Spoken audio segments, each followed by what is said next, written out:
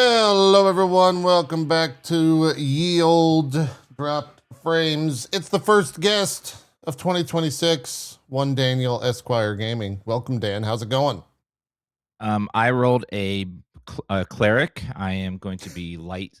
No, wrong show. Dan, wrong show. Wrong show. No. I thought we were D&D. Oh, shit, I'm sorry. Oh my god. So my half gnome rogue is not gonna. Okay. All right. Nope. Well, hold on. Let me just switch gears here. Yeah, get All right. into gaming show. This is Okay. gaming show. Yeah. Okay. I'm glad we're all powered up. Today here is the snowpocalypse or whatever media thing they're calling it now. I've heard so much about how terrifying this snowstorm is. We've got about a 1/12 of an inch outside. Yeah, it's shut down Texas. Pretty bad out there. It's rough. It's rough. Yeah. Yeah. The same in North Carolina. Got like a thin layer of ice and a little bit of slush on top. It's very rough to drive, but it's not as bad as they were predicting it was going to be so far. We still got another band coming through, but Yeah. I was expecting power to be out and like for a week and stuff, but it looks like it might not happen. Hopefully, we still got one more band to get through, but hopefully it doesn't. Yeah. When does the second band hit the East Coast? Around 6 to 7 p.m. it hits around the Raleigh area Today? So yeah, today. Stay strong. Power grid. Yeah. It's just super cold here in Colorado. Not a lot of snow. No snow, really? I guess you're Not really. I mean, we got a dusting, but you might be too far west. Probably. Yeah. Probably why. I know in St. Louis they got like an actual foot of snow, so they're getting hammered up there. And as you go further eastward, it gets worse and worse. So yeah. Anyways, we're all here. We're all powered up. That's our weekly weather report. Tune in next week. We'll tell you more about the weather. I'll have Ollie recite it. We'll do the whole Family Guy thing. It'll be great. Yeah. It'll be fantastic. It's cold snow. Yeah. I have to teach Ollie to do that. I'll need a week of training. It'll be a lot. But we'll make it happen. We'll make it happen. Co, can I request that your cat get the fuck off my nameplate? I mean, you can request it until the cows come home. What the shit is this? Oh my god! He makes your nameplate look that. there you go. Perfect. There. Now the cat is in his proper spot. Good Lord. Love it. Good Lord. Mm-hmm. Not too many games are out this JP, past week, but Zeke, yes. Not to add more on top of it, but I'm kind of floating here. I don't care about you are floating. Anyways, Okay, sounds good. I don't know why you're floating, actually. That's weird. There you go. There you go. Now you're good. There, good. Yeah, the biggest news that everyone is talking about, of course, Highguard coming out tomorrow. Free to play. What a interesting. Oh, it's free to play? Yeah. Oh. Yep. Oh. What an interesting whole marketing situation about that whole thing. It somehow worked out. I guess they flew a bunch of creators out this past week, and all of them are on social media saying like, "This game's great. By the way, we got paid to fly out there. We got a nice hotel and all that stuff. So take our opinion for whatever you want." And yeah, I guess we'll see what it is. They're starting with like a developer direct tomorrow, right when the game launches. I think at 1 p.m. Eastern. Cool. And a lot of the creators that I've seen as well said that it's going to be kind of a sweaty game. I wouldn't really expect anything different from the former Apex Legends and Titanfall devs. Exactly. I hope it's good though. I could use a new multiplayer game to dive into. I hope it's not too sweaty that it immediately filters out, 60% of the gaming population, but we shall see what they have in store for us. For those of us who forgot, because there's only been one ad ever for this game. Yeah. What kind of a game is it? Is it a hero shooter? It's like I'm guessing. Yeah. It's like It's like a 3v3v. I don't know how many people are in each map. Okay. but yeah, all we really know is the trailer that they showed. They haven't shown Mhm. exactly these specifics of the gameplay. When we saw a couple of abilities, we saw that there was like a base siege or something where they like summoned a battering ram to like attack a base, and then the like different hero, as you just said, Zeke, the different heroes come out and you have a fight. I don't know really anything about it other than that. So it gave me a lot of vibes of like Smite mixed with Overwatch. It was kind of like a mix of those two games together. yeah, But yeah, it's such a bold choice to not show any gameplay until the game launches. It's just a bold choice. Yeah. Or is there like an underlying reason why they didn't do more? Well, we did see some gameplay. Like they showed the trailer was gameplay. Like I think. Yeah. some of outside it, the yeah. trailer. One would hope. Yeah, but I think it was. Yeah. But I They agree. just run out of I'm money? that boat too. No. Okay. So this was all intentional. Okay. Yeah. So like it's this was their marketing thing. So we're gonna kind of have to see how it works out. So they did the trailer, and this is why this is such a strange situation. So the Game Awards, full of advertisements, clearly there to make a lot of money. That's what Jeff does. It's his job. He makes money with the Game Awards. So Jeff gave away arguably the most expensive thing in his show to this game for free, then promoted it multiple times on Twitter since then. I didn't know that was for free. Yes, it came out after the fact that it was for free. Wow, I did not know that. Holy shit! Yeah. So the development, and the developers have been basically dead silent on this, and there's been no extra information, and it's a very interesting marketing technique what they're doing here, because like it's clearly working. People are talking about it, right? That's cool. But I mean, I think anyone would be talking about a game that appeared in the Game Awards golden slot and then disappeared for weeks. Like that's not something that it's like other companies can do that. Anything thrust into, onto a stage and then just disappears from it is going to cause a lot of people to be like, what the hell was that? But the weird thing about this is why they went silent. And like, if that was planned, did they do it because of how many people didn't like the game? So they were like, we're just going to sit and not say a damn thing until we can actually show people and let the game ride on that. Or was there something more calculated in the back end? The whole thing is really strange. And it's going to be really interesting to see how it works out. But yeah, man, there's a big gamble with this game right now. The more I think about it, the more I think like that might have been the smartest choice to not show any more of it, because people are like, Highguard, what is it? Like, and it will like convince more people like you have to play it to see it. Like you haven't seen any more trailers or anything like that, but now like they don't want because it might just be like boring as shit. Like it might be like Okay, we're running the intro again. Okay, we're going back to one. We're playing D&D. Yeah, we're doing D&D. Sorry. Well, I mean, like the big thing everyone is saying is, go ahead. I'm sorry, Zeke. No, I was done. Go ahead. Yeah. Oh, I was just going to say, like, the thing going around right now is Concord 2, right? Is this going to be Concord 2? Like, that's what everyone's saying.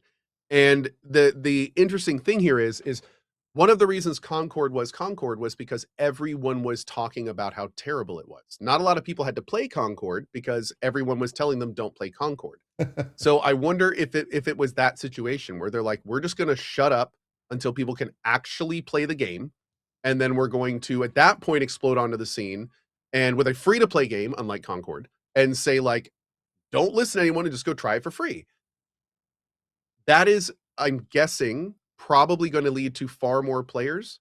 And I bet if Concord had done something like that, it would have had far more players.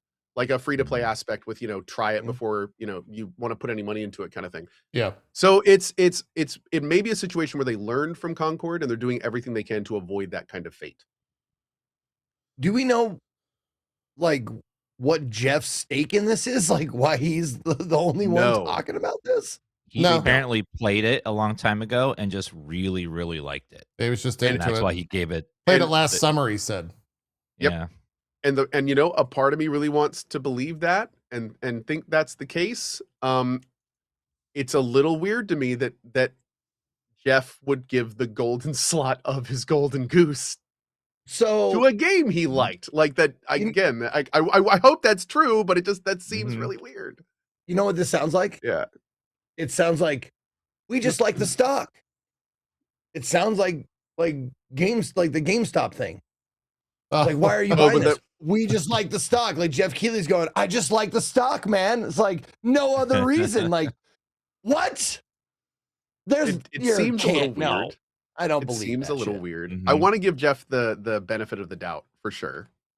Maybe maybe it is just a really good game. Maybe, Yeah. but I mean, he even doubled or maybe even he tripled doubled down. down. He tripled down. Yeah, he tweeted out a Jurassic Park gif from the first film where the guy that creates it, and he says, in 48 hours, I'll be accepting your apologies. Which is fucking hilarious because the guy he says it to ends up getting killed by his park. This is the only slightly not like this is the not so fun thing to think about. If it does turn out that Highguard sucks, this is gonna be Jeff's albatross, man. Like this is gonna be a very unfortunate turn of events, and I think that this would be one of those things that like Jeff will not let. No one's gonna let this go for a long time.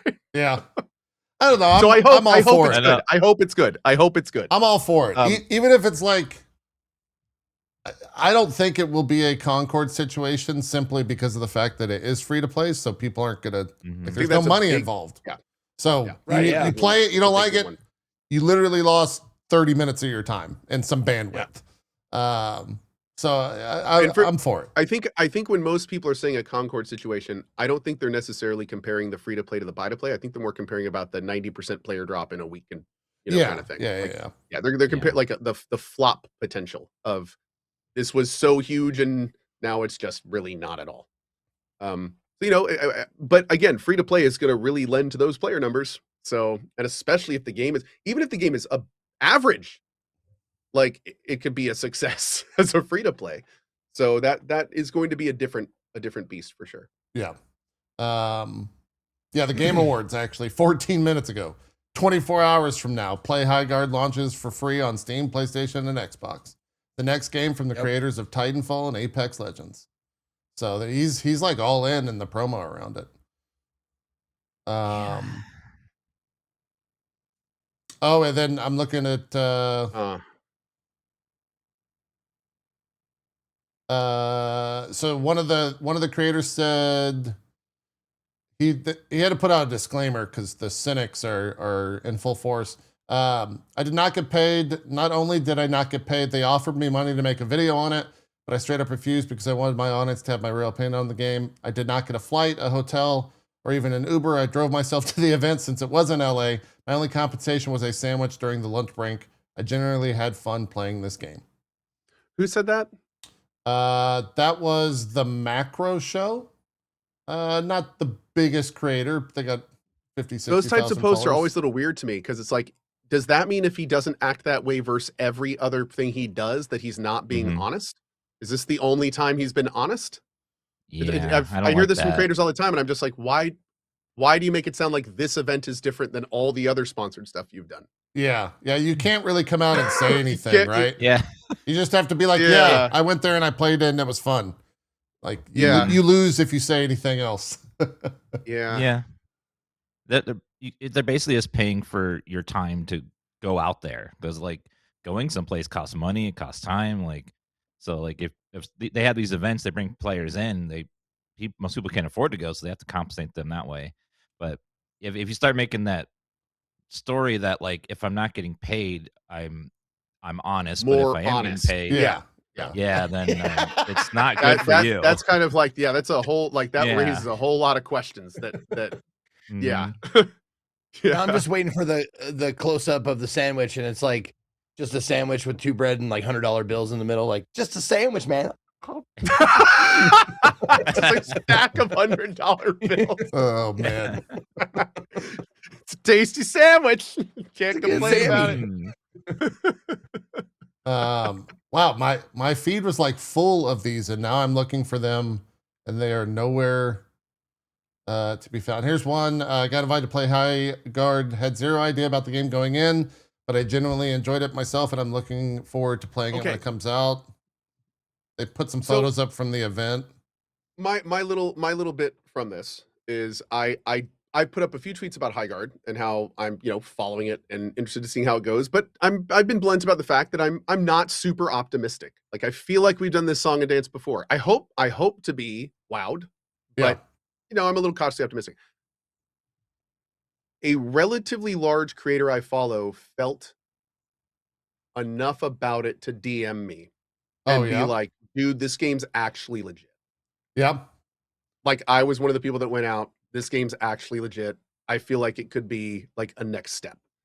And I was like, okay, but do you think like it's enough to go against like all of the negativity from all the previous stuff that's happened, all this stuff? Do you think it's going to catch on? And he's like, well, I can't say that obviously, but I can tell you it's a lot of fun to play.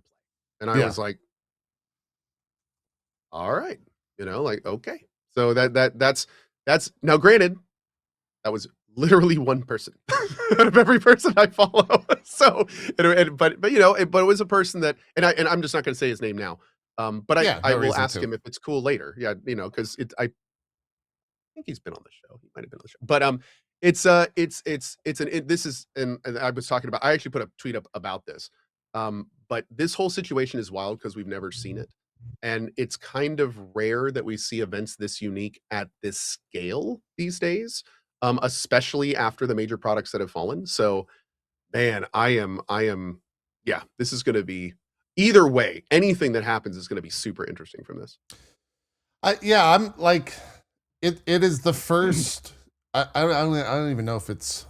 Is this a major release? Would you guys categorize this as a quote mate? I mean, the slot given to it was a major slot at the Game Awards. Yeah. I don't know if it's a major release. It's trying to be a major release. I don't know if it will be when it actually launches, but like they're acting like it. They're trying to almost recreate that magic that happened when what was the one that EA launched? They just sort of dropped it on Apex. It was Apex. Where they sort of dropped and there's ex-Apex people on this team. Yeah. So we'll see if they can we'll know tomorrow. Like we will. I mean, we'll know within the first 30 minutes. Gameplay, of it, or even played it well, ourselves. I actually think with this one, it's going to be a little different because the free-to-play aspect. It's going to be Caterpillar. So with Concord, it was like, everyone is going to buy it or not. And the answer was no. And then that was the snowball going down the hill. Everyone saw no one was buying it. No one else was buying it. They stopped selling it. But with a free-to-play game like Highguard, that's more like a short on TikTok, where it's like, you may go weeks or months without anything. And then all of a sudden, the right guy picks it up, the right YouTuber makes a video, and all of a sudden, a lot more people are playing it.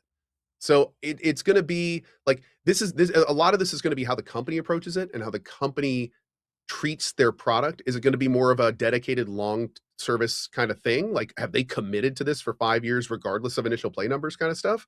Or is it going to be the kind of thing where it needs to succeed to keep the company afloat? Right. Do we know how it's monetized? Nope. That's all coming tomorrow. It says right here. So this is the video for tomorrow. That is it's premiering. Releasing in free to play, and we don't know how it's monetized tomorrow. Yeah. That can get real icky. We don't know yet. And is it releasing tomorrow, or is it early access tomorrow? I think it's releasing. Like, is there gonna be a cash shop in this game tomorrow? Probably, yeah. I would assume so. Mm-hmm. It says full gameplay deep dive, year one plans, and much more is what this in-depth look at Highguard direct from the studio will be. Yeah. Do you think like year fascinating, one plans man? Is pretty ambitious. I wonder if Keeley will be hosting that. Oh, now people in chat are saying that's what Apex did. So I mean, I wonder. Like, yeah. Okay. Yeah. I mean, that's very valid. That's very valid. I mean, if they, I don't know who's working on this from the Apex team, but clearly they were around for the launch of that game. So maybe they learned a thing or two from this. Do we know if there's sponsored streams for it tomorrow? I would 100% assume there are. I Yeah. have not been pinged on it, full disclosure. I haven't seen any. I'm guessing it's the Neither. same people that got flown out. They Oh, were yeah, it could be. probably flying people out, judging who was excited, and then we're going to see them do sponsor streams tomorrow. And Yeah, that would have been the smart thing. So could be. Yeah. Yeah. I'm interested for it. I've been playing. it's going to be just one sponsored person tomorrow. It's like, I hope y'all like Burp Peanut, because that's the only person. He's the only person that's going to be sponsored. I mean, fuck, he's pulling what, 60,000 plus every single day now. So Bro is insane. It is Yeah. absolutely insane. It's been awesome seeing his rise, dude. He is actually hilarious. So that's all you need. Just one 60K streamer. And you're good to go. That's the entire marketing budget. I can tell you now, I have had to frantically turn my phone off probably 10 plus times around my kids watching highlights from Oh, really? Oh god, yeah. I'll just be watching like a random highlight on the couch and yeah, look over there. No, I killed him. I'm gonna poop in his mouth. I'm gonna shear this man's mouth so hard that he's gonna be having it in his throat for 4 weeks. Oh, mute. Nice. Nice. Yeah. That's great. That's fantastic. All right. We'll all be watching and potentially playing. I keep calling it High Ground, but it's Highguard tomorrow. Highguard. Mhm. Yeah. That's when that will be when that'll be dropping. Take a look. Biggest plot twist is if it's like the best game ever, and we Hey, I hope was it talking is. about that Yep. today, dude. Yep. I was talking about like what's gonna happen when this game drops and it's literally like Overwatch 1 when it was released. Like, and it's like Marvel Rivals when it was released, and everyone's just like, "This is awesome, and it's free, and it's fun," and you know, like it's gonna be. I would it love to is. see that Jeff timeline where he becomes like Mhm. the guy that brought Highguard to the masses for free. Like Oh, that would man. be. Man, that would be a thing. That would be a Yeah. thing. Oh Lord. He doesn't really have an ego, hope but it I goes feel that like way, he dude. could develop an ego after that. I mean, to be fair, that'd be pretty awesome. Yeah, that Like would be if, kinda he- cool. if everything was above board, there weren't actually any behind the scenes reasons for all this promotion. And it did just turn out that he genuinely wanted to promote an awesome game from a team that couldn't afford it. And then that team, like then it blew. I would send him flowers. Like that's awesome. And then Mhm. I'd be like, so I got this game I'm working on. Yeah. Do you remember when I would think that most of the audience was probably around when this was the thing. When Jeff's whole like the meme around Jeff that he was the Dorito Pope or whatever Yeah. from like way back when. Way back when. Yeah. Yeah, we need to return to the much simpler Yeah. times, better times, even one could say. Oh my god. So yeah, Highguard tomorrow. We'll take a look. It's What at else? 1 p.m., right? Do you guys want to play? Yeah, I'll be there at 1. I think I want to say it's 3 people. At least in that trailer, it looks like it's 3 people running around on like a bear and a horse or whatever. So I'm almost certain that this would Zeke, do you want to try it? Yeah. It's a first-person competitive shooter. It's apparently a sweaty. Not me, bro. Apparently, it's a sweaty first-person shooter. as Yeah, well. no, I mean, maybe I'll watch. You know, maybe I'll sit on the sidelines and root for one of you or something. I was gonna But say, yeah. in that case, Dan, consider the invite officially extended if you want to join us for our Highguard experience. Highguard? Not my kind Now of you got game, me but thank you very much. Thank Okay. you very much for the invite. It's not my kind of game. Co, I've So got in a that case, ringer. JP, find the sweatiest player you can I'm find. gonna head up Shroud and see if he Yes! wants to hang out with us again. Oh yeah. Perfect. I'll cash in There for we go. our annual Shroud visit. I know we get one yearly Shroud appearance. Yeah. I think that's in the contract we have with him. Exactly. Yeah. Yeah. Well, We can also, we'll we see can how also it hit up goes. Lyric. He may be down. Lyric could Yeah. be down. Yeah, He's always fun to play with. Dude, Lyric's awesome. We'll figure something out and and I guess see what that is. I'm excited just because of the fact that we have no idea what it's going to be. You don't hear that. You don't get to experience that at all in games anymore. Everything's always figured out. Mm-hmm. These situations do not happen often in life. In fact, this is one of the first one like this has happened. So it's Yeah. going to be, and what's even crazier is the marketing behind this. I guarantee you we're going to start seeing this done on purpose moving forward. Like if it turns out this game is good, oh man, like Great. I bet companies are already starting to work on their own ideas. Yeah. Great. I like being excited for upcoming games, but I don't need to be excited for 3 or 4 years before it comes out, you know? Like, Yeah. if companies Yep. start shifting to advertising either very little or just closer to launch, like, I think that's better because during these big game presentations, oftentimes I'll forget about half the games I saw just because there's just so many all the time. If we were to Yep. cut Dude. down a little bit and get, like, excited about games that are coming out really soon, I think it might be better for our memories because there's just so many games right now. The amount of times and now granted, I have a bad memory, full disclosure, but the amount of times we've been watching a game showcase and a trailer has played, and I've been like, "Oh, that looks cool. That looks fun." And then one of you have been like, "Co, we saw that PC Gamer 2 years ago.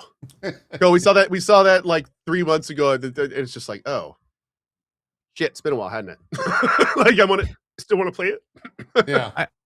I saw a trailer for a game once, and someone was like, "Dan, you streamed the demo of that." I'm like, "What?" So there was a demo like a year ago, and I played it and just forgot about it. Yeah. Sounds like No, a I mean, Zeke thing. that's I love that. that's a very real thing. I hope it turns out that this is like the shift or a shift, a small percentage shift that shows that you actually can just do this. And the other thing too is a lot of people are like, well, you know, they created the hype. No. The internet did that. They didn't say anything. And the internet rode fucking articles after articles like, this game releases in 2 weeks. This game releases in 1 week. That's wrong. They created the hype the second they said yes to Jeff's offer. That was a conscious decision. They could have just kept quiet and shadow dropped it without a word. But like now granted, you would ask yourself, why would they say no? But I mean, when they said yes, they decided like this is going to go in for, it's the last trailer at one of the biggest game shows of the year. Like, you don't go into that without, you know, an idea about what's going to happen. I don't know. Yeah, I mean, I feel like that was. No, you don't think so? Well, no, I'm still formulating it. I don't have an answer for you because you're right. Yes, they did. It was the biggest spot in a show, and then they deliberately chose to not say anything after the fact until 3 days prior to release. So exactly. So what if they had said no to Jeff and just released tomorrow as a shadow drop? Yeah. The argument there is no one would have heard of it, right? Unless they were doing like a big sponsored push or something. So they had to have an idea. Like it makes you wonder what their plan was before Jeff. Like, because all of this is happening and now all our eyes are on it and stuff. But if the game really is coming out tomorrow, and we did hear about it the first time at the game show, what was the plan? Yeah. I'm asking also you, Chad. I don't have an answer. I'm not making some comments. We don't have an answer. I'm actually really confused. Now that I'm thinking of it, I'm like, wait. I mean, is that the plan from the beginning? It might have just been a circumstance of you know, hey, we have this chance. Let's do it. Let's change everything that we had planned or nothing that we had planned. Like a giant course correction when that offer came up. Yeah. I mean, it does seem like, especially, you know, with me working on Emberville, it seems crazy anyone would say no to that opportunity, right? So maybe it's the kind of thing where they had a plan and then Jeff came along and was like, wow, this is pretty good. Want to be at the end of my show? And they're like, so that whole plan we made, just chuck it. We're doing this now. Yeah. But it's going to be wild. I really hope the devs talk more about this. Like after it all comes out, like this is you mean the marketing around it? I mean, the whole thing. Yeah. The whole project and like how we got to this point and what it felt like when Jeff approached them with that offer. Like that's crazy shit to think about. Yeah. You should see if you can get one of them on the show and you can ask them questions. That would be cool. You know, that would be cool. It's actually, we should look into that. I'm sure all of even if we don't talk about Highguard, all of the outlets will be wanting to talk to them about that. So the story will come out one way or the other. I would assume so, especially if it's a massive success, right? Like you'll see nonstop stories around the game. Mm-hmm. And I guess also if it's a massive failure, you'll see nonstop stories around the game. Like they've kind of pigeonholed themselves into two extremes. I feel. The more I've thought about it with some of the stuff you guys have been saying, the more I'm kind of realizing like it's not going to be a failure unless they deem it as so, because it is live service. They can literally just leave it on with 200 players and say we're working on a big patch. We're working on it. We've got a lot more coming. So it's like This isn't a situation where, yeah, this it's something different. It's something very different. Like how they react is going to be almost just as important as how well the game does, if that makes sense. Yeah, I mean, it's a big enough thing that we spent the first 30 minutes of the show fucking bullshitting about it, right? And like it's been the talk of the internet for the past week now. Even when they weren't saying anything, the internet was, social media was going crazy with like, oh my God, we're 2 weeks out. They haven't said anything. This game's gonna fucking suck. It's like, well, you don't know that. And it just is nonstop, just people chirping at each other, blah, blah, blah, blah, blah. So 1 p.m. Eastern tomorrow. I'm excited to see where it falls with the old Highguard. It's going to be kind of awesome. Like if we do end up getting like a Highguard publicist on here or something, and they're just like, yeah, so we had this plan, and then Jeff approached us and we said yes. And then the day after we went on the internet and saw that everyone hated it. So we were like, you know what? F all you guys, we're going to talk again when you can play it. And then you can make your own decision. And then we just all stopped talking. True. Like if that was their actual decision, that's quite a ballsy move. That's it looks like that's what happened, but it's wild to think that might work. Yeah, it's unheard of without question. I'm going to turn off your noise gate. This is inside baseball here, but I think your new mixer is actually good enough to where I don't even need to put a gate on your mic. Really, where it's dude? Little bit of a side question here. First of all, Kibril says, why do they even think Jeff approached them? Seems more likely it was the other way around. Because Jeff said he did. Yeah. For the record, Kibril, Jeff said he offered the slot to them. That was what he I think that's the public info, right? He offered the slot to them for free because he was a fan of the game. Yep. Yeah, that's the public information. So that's why we think that. But yeah, so I switched out my Go XLR that I've been using for like a decade for a Rode. And I use the same cables in the same place, and instantly, like all these problems that I'd had have disappeared. Yeah, I don't know if my Go XLR just went bad or something, but like I don't know why you're still using that thing. Dude, I had a staticky thing. I had this little hum going on. I had ground loop isolators plugged in, like all sorts of stuff, and it's still and then I plugged this thing in, and after a little bit of a bumpy setup, great. Yeah. I saying it's time for me to make the switch. Could lie. Oh, you're still on a Go XLR, Z? Yeah, do it, man. Oh, you guys got to swap, man. It's worth it. Yeah, I'm telling everyone, if you're still on a Go XLR, switch.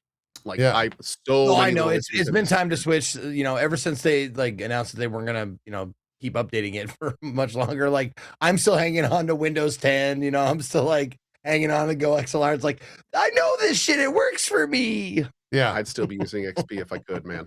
Yeah, I mean the Rodecaster Pro 2 or whatever Zeke is pretty. Strippin won't find this offensive, so don't be offended on his behalf, chat. Strippin got this shit to work within like 2 hours without any help. You'll be fine.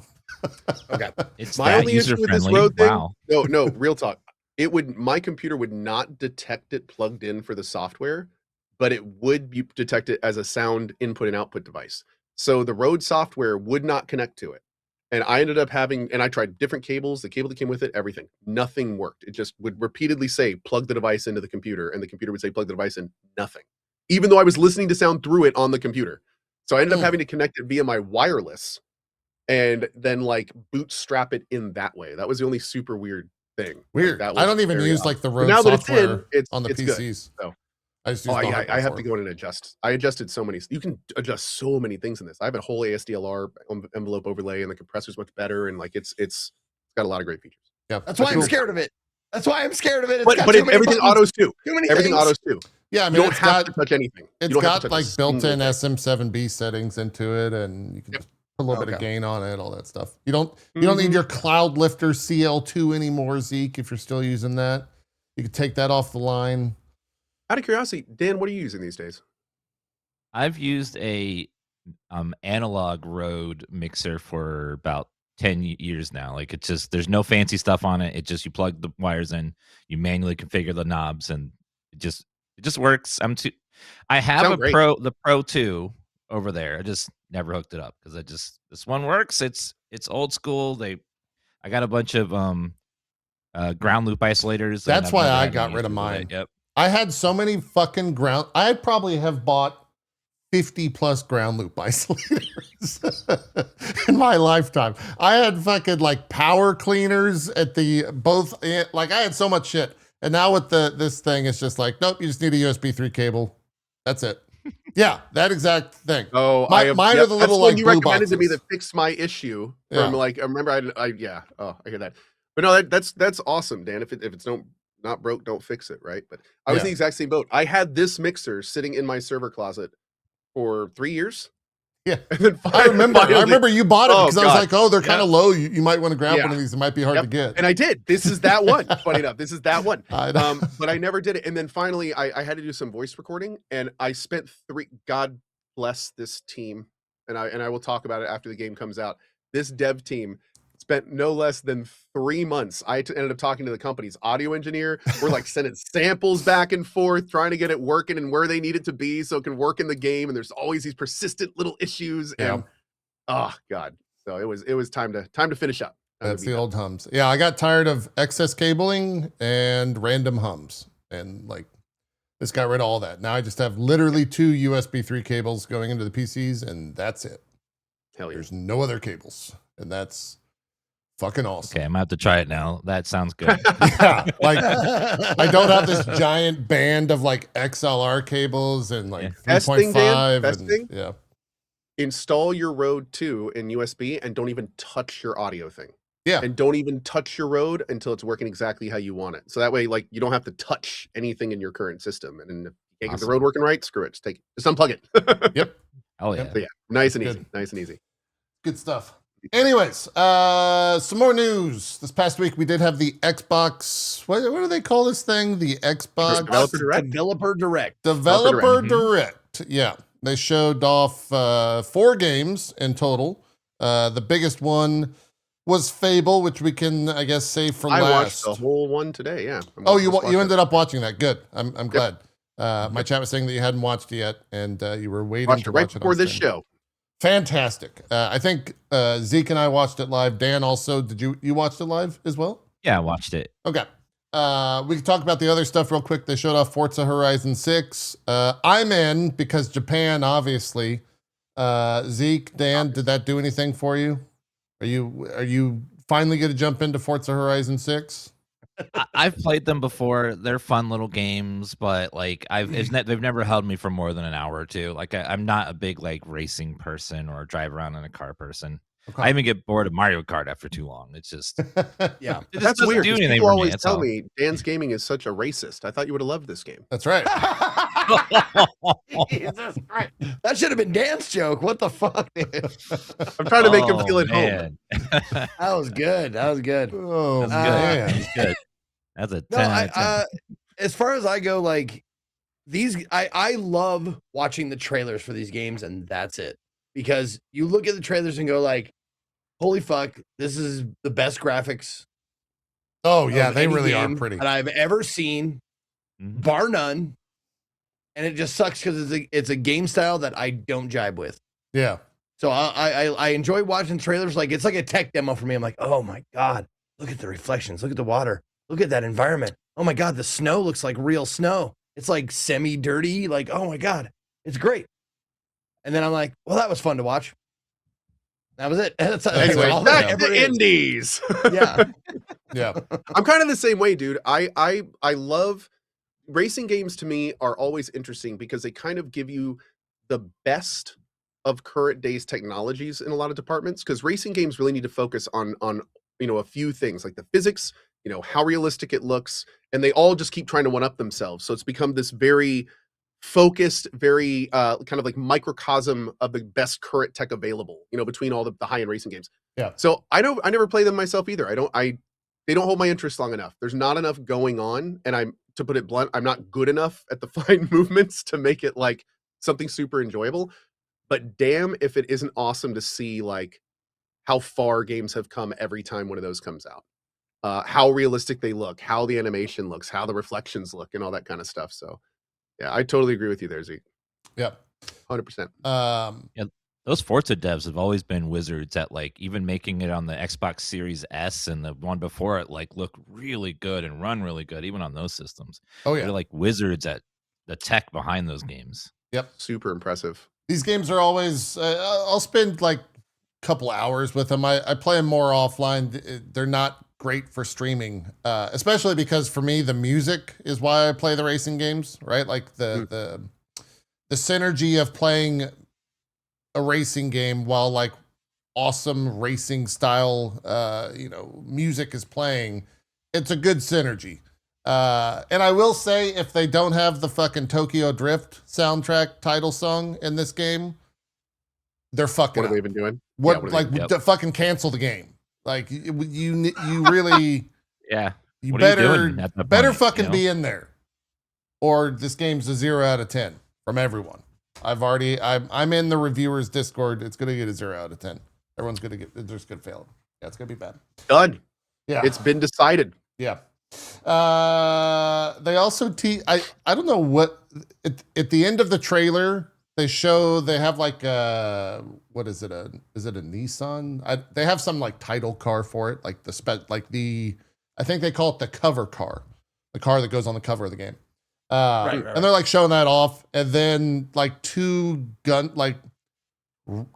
Gundam like robot legs jump down behind the. I'm sorry, what? Yeah, it like they like stomp forward behind the car, and I think that's probably going to be like the first race when you get entered into the Forza Horizon camp or whatever. They always have these like Horizon races where they're little crazy, but I don't know. Maybe we drive a Gundam in it. Maybe we're racing Gundams. I'm on board. Oh, okay. I don't so think- that I'm a lot more interested in this game. Mm-hmm. Yeah. Okay. I really don't think you drive a Gundam. I think it's because part of it is based in Japan, and there's a giant Gundam you can go out there that I went out and Yes, saw. there are. Yeah, there is. Yeah. You think it's a marketing thing for that? It has like moving parts and stuff like that. I think it's just like it's because it's based in Japan. Yeah. That could be cool. Let's see. Yeah. Part of it. Let me see. Was that at the full? Maybe it was at the full trailer.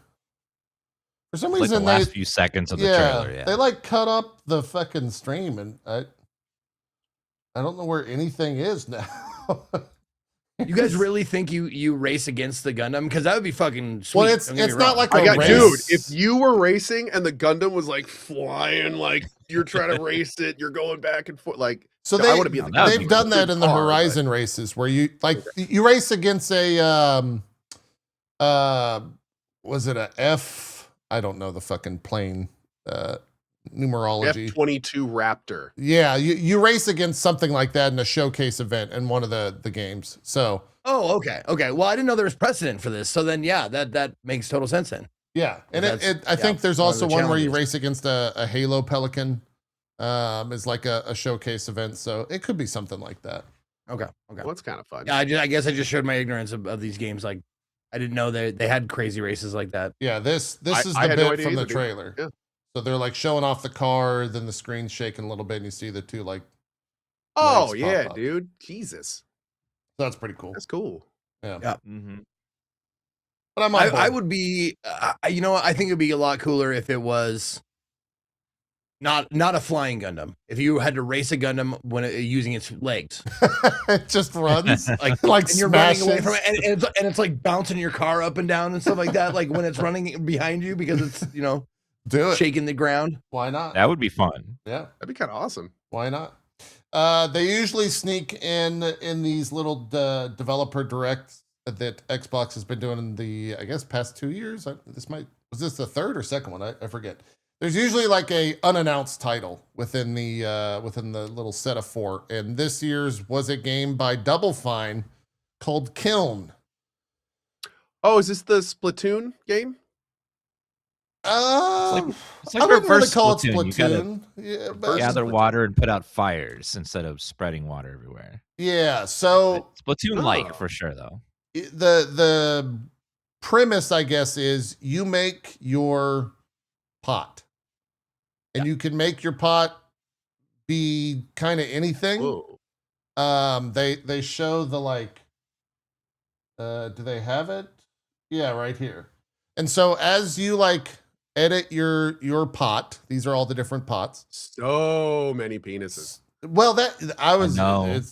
We didn't see any in the trailers, but the entire time I'm thinking like, there's got to be a lot of dicks in this game. A lot of the TTP is probably in the low And low the tens. the way that they talked about it in the actual reveal is that as you're making the pot, each like they kind of like categorize it basically, and so a certain pot that has a certain flair to it has the certain ability, and so I don't know how many abilities there are in the game, but the way that they showed all of the different ones makes it seem like there's a lot.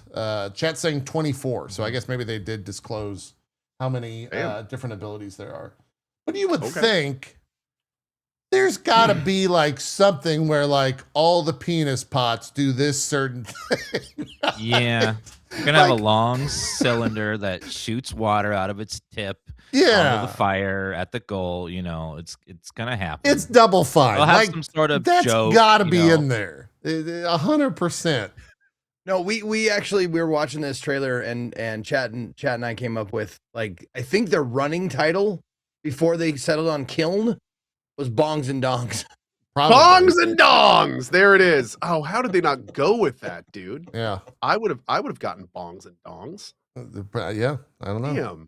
Damn. It looks cool though. For those that I guess didn't hear the original game pitch, this is a multiplayer kind of competitive type game where the goal is to carry water from somewhere on the map to put out your opponent's kiln.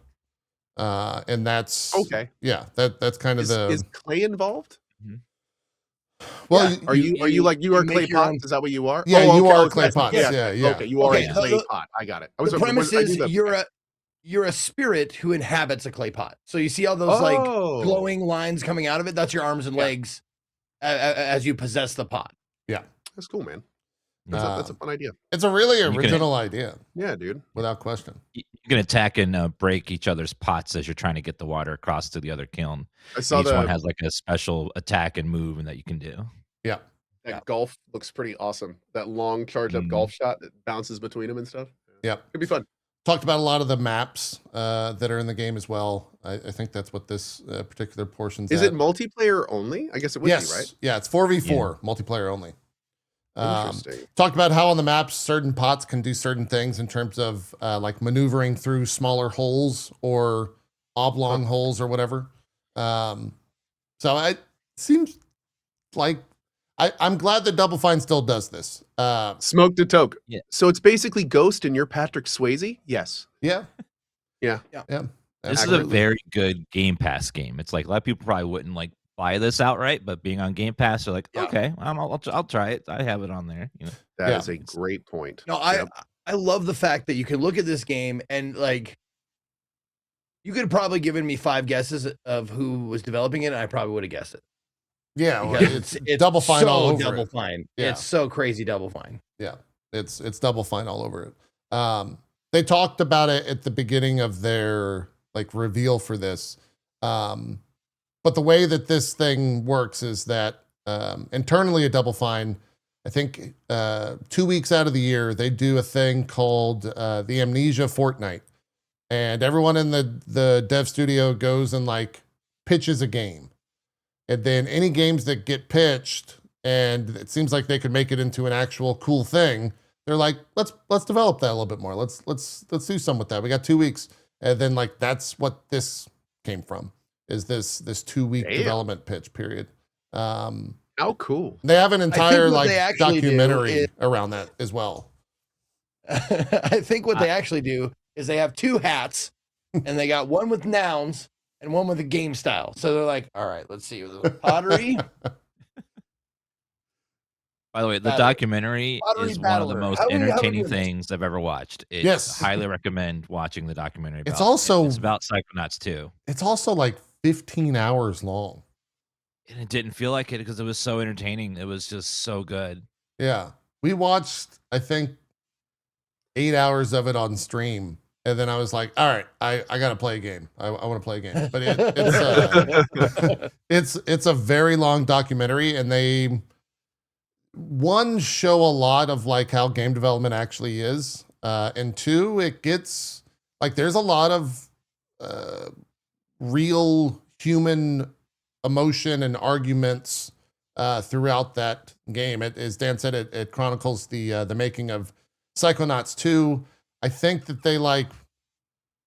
they get bought, sold, and then bought again by Xbox throughout the entire documentary. So like, Oh wow. it goes through all of that shit.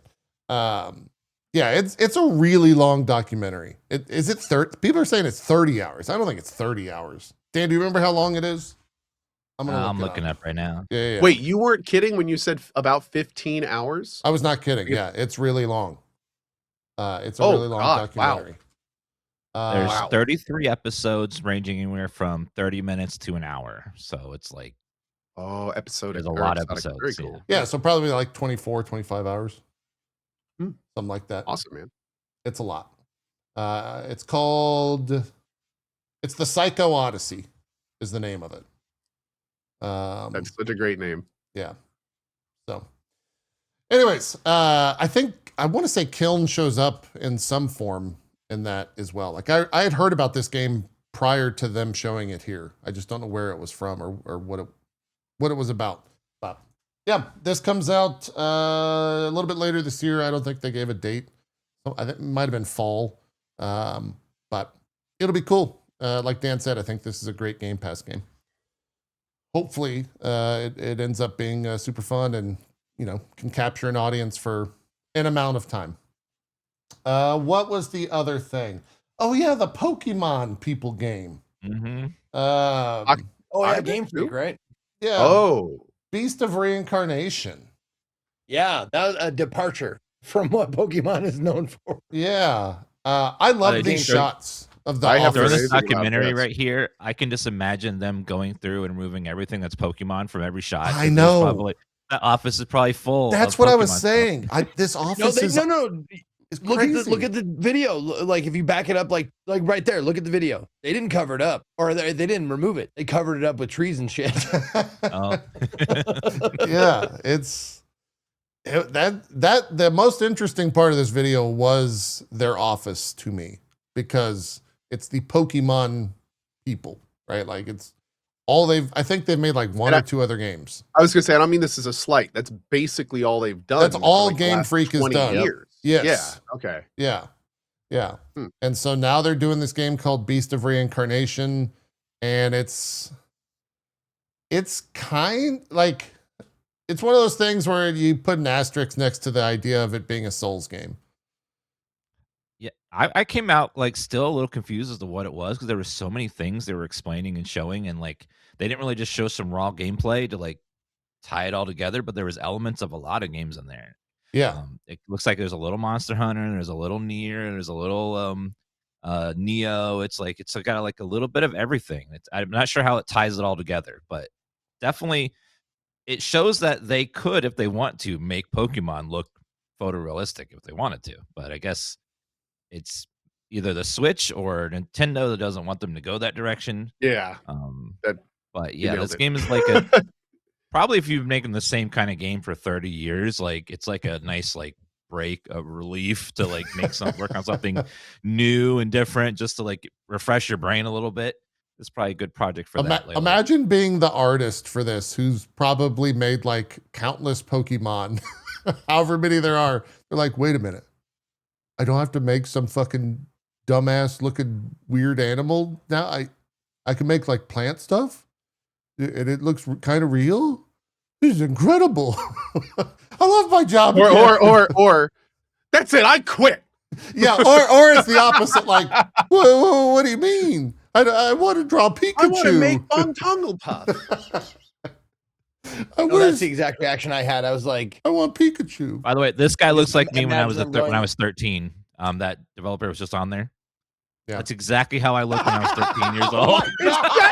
Oh my God. That hair, Dan. Yeah. Holy shit. Yeah. Oh my God, we found your long lost half brother, dude. Yes. Holy shit. Gotta see if the family tree goes into Japan. It might. Wow. Amazing. It might. Dude, I'm pitching it right now to Netflix, a new Perfect Strangers sitcom. Oh man, I'm dating myself on that one. Sorry. No, There's probably 10% of you Oh, out there that it's get fine. that joke. It's good. It's good. It's fine. This was also weird. Is she fucking that plant with her hair? Is that what just happened? Is that there was like they were like doing Avatar. There was like Avatar sex right there. Photosynthesis or something. That was like some Avatar stuff happening. That was weird. They were just trading mitochondria, the powerhouse of the cell. And now I want to play Parasite Eve. Damn it. Yeah, there's some. I got a lot of like Annihilation vibes. If you've ever seen that film with Natalie Portman, I guess. Throughout this whole thing, because the plant and like the idea of plants being in the world, because it takes place in, I think they said like 4093, the year 4093 or some shit, far in the future. Cool. Yeah. Ooh. So it looks like it could be fun, but I'm kind of like Dan. Yeah. I don't know what the actual second to second game is. Oh, the other game it reminded me of was that game from EA that came out and they shut the studio down. Was it Wild Heart? It is very Wild Hearts coded. Yeah. The monsters were very Wild Heart with all the plant growth and stuff. Yeah.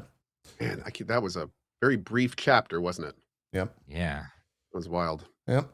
Wild I Hearts wonder was if right. like if some of the like development like sneaks in some like Pokemon style stuff, because it's like all they've known for the past 20 years. Oh, you would think they're gonna have Easter eggs, right? I don't know how to make any other gameplay.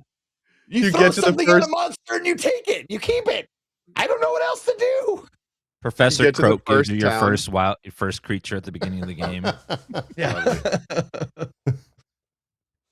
Oh man. So yeah, we'll see how this goes. I don't know really. I would have to see more of it.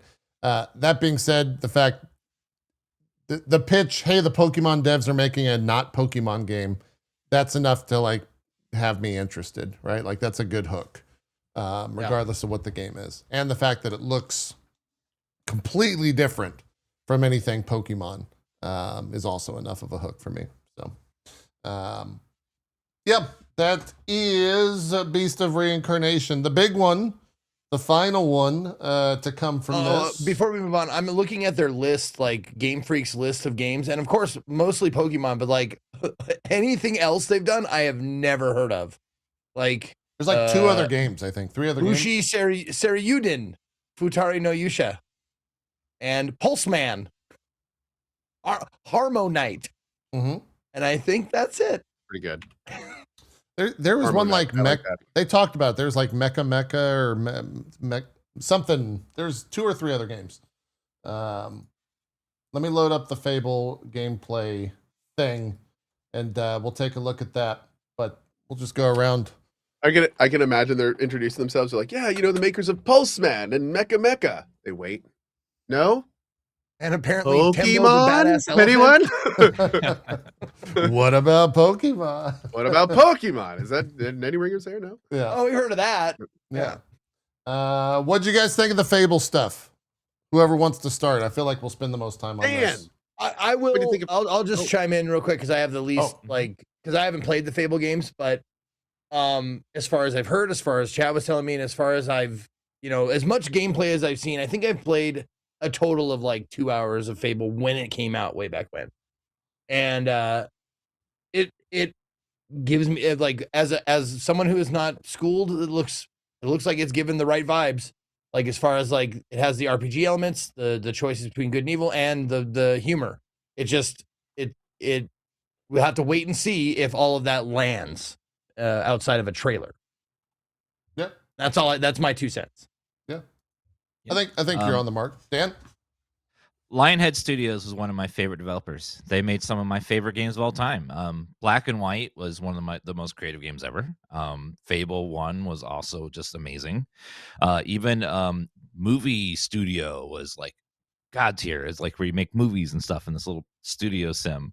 So that there's some big shoes to fill with the Fable game from developer of Forza. I think the Forza devs It is. are working on this. But yeah, like all the elements that you would want are there. Like the choices, the freedom to interact with the villagers. They're handcrafting 1,000 villagers. God, it feels like a Starfield again. They're handcrafting 1,000 villagers and giving them all identity and roles and personalities and stuff. And you can like interact with them. You can become a landlord. You can rent out their houses. You can. There's a lot of quests where you can do it. Good or evil. Yeah, and it definitely gave a really like Fable vibe, which is without it, they are missing a couple of things, but they've elaborated on it, which I'll talk about in a second. But one thing I noticed immediately was, my God, this is one of the most beautiful games I've ever seen. Like graphically, just stunning. These devs are something else about making beautiful world. Yeah. The frame rate was a little concerning, but yes. I think it was running on an Xbox, and we are like enough away that there is time to optimize and stuff. But frame rate a little concerning, but I think it was on the console. But outside of that, like if this runs on PC really well and you get the good frame rates with it, like it's just beautiful, gorgeous game. The combat, the spells looked really cool. That was the most impressive part of the combat was how the spells themselves looked when they were throwing fireballs and stuff. The combat looked very like Fable's combat was fun, but I wouldn't say it was the best part. It was just that it was there, it was entertaining, but like it seemed like they're going for that again, where like the combat's there, it's fun, but it doesn't seem like it's the focus. The interactivity with the world is what made Fable Fable. The one thing they are removing that was a big part of Fable original was when you were evil, your character would look evil. When you were good, your character would look good, like angel or demon. You would grow horns and things like that. Yeah. Yeah, like you'd physically have horns or a halo and glow and stuff. So they are removing that, but in exchange, they're making it so that all the NPCs, not every choice is good or evil to every NPC. Like every NPC will have like an opinion on like, is killing this guy good or bad, or is owning a bunch of property good or bad? And I think that it has a potential to make it more interesting than just black and white, good, evil. But will it feel like Fable when we are playing it? That's the only concern we have, is we have the nostalgia for that system. Like if it's gone, will it still feel like Fable? But I think the pieces are there. If you're a Fable fan, you're going to be happy. If you've never played Fable, you'll probably be happy too, because it looks like going to be a fun RPG. And I left hopeful, and I was nervous before the presentation because it was been in development for so long. We've heard so little about it, kept getting delayed, but it seems like they're on the right track, and I hope they pull it off, and they have time to do so. Yeah, that's my opinion. Yeah, to go back to your comments on the graphics, I was talking with my chat, like, I hope we don't see a graphic downgrade where it's like, this is what it looked like. Back in the E3 days, they would always have like the E3 demos, and then the game would ship a year or two after the fact, and it was like Watch Dogs. Yeah, it looked either slightly worse or like aggressively worse. The gameplay footage of this, when it came to like the lighting and the density of the foliage and all that stuff, was really, really impressive.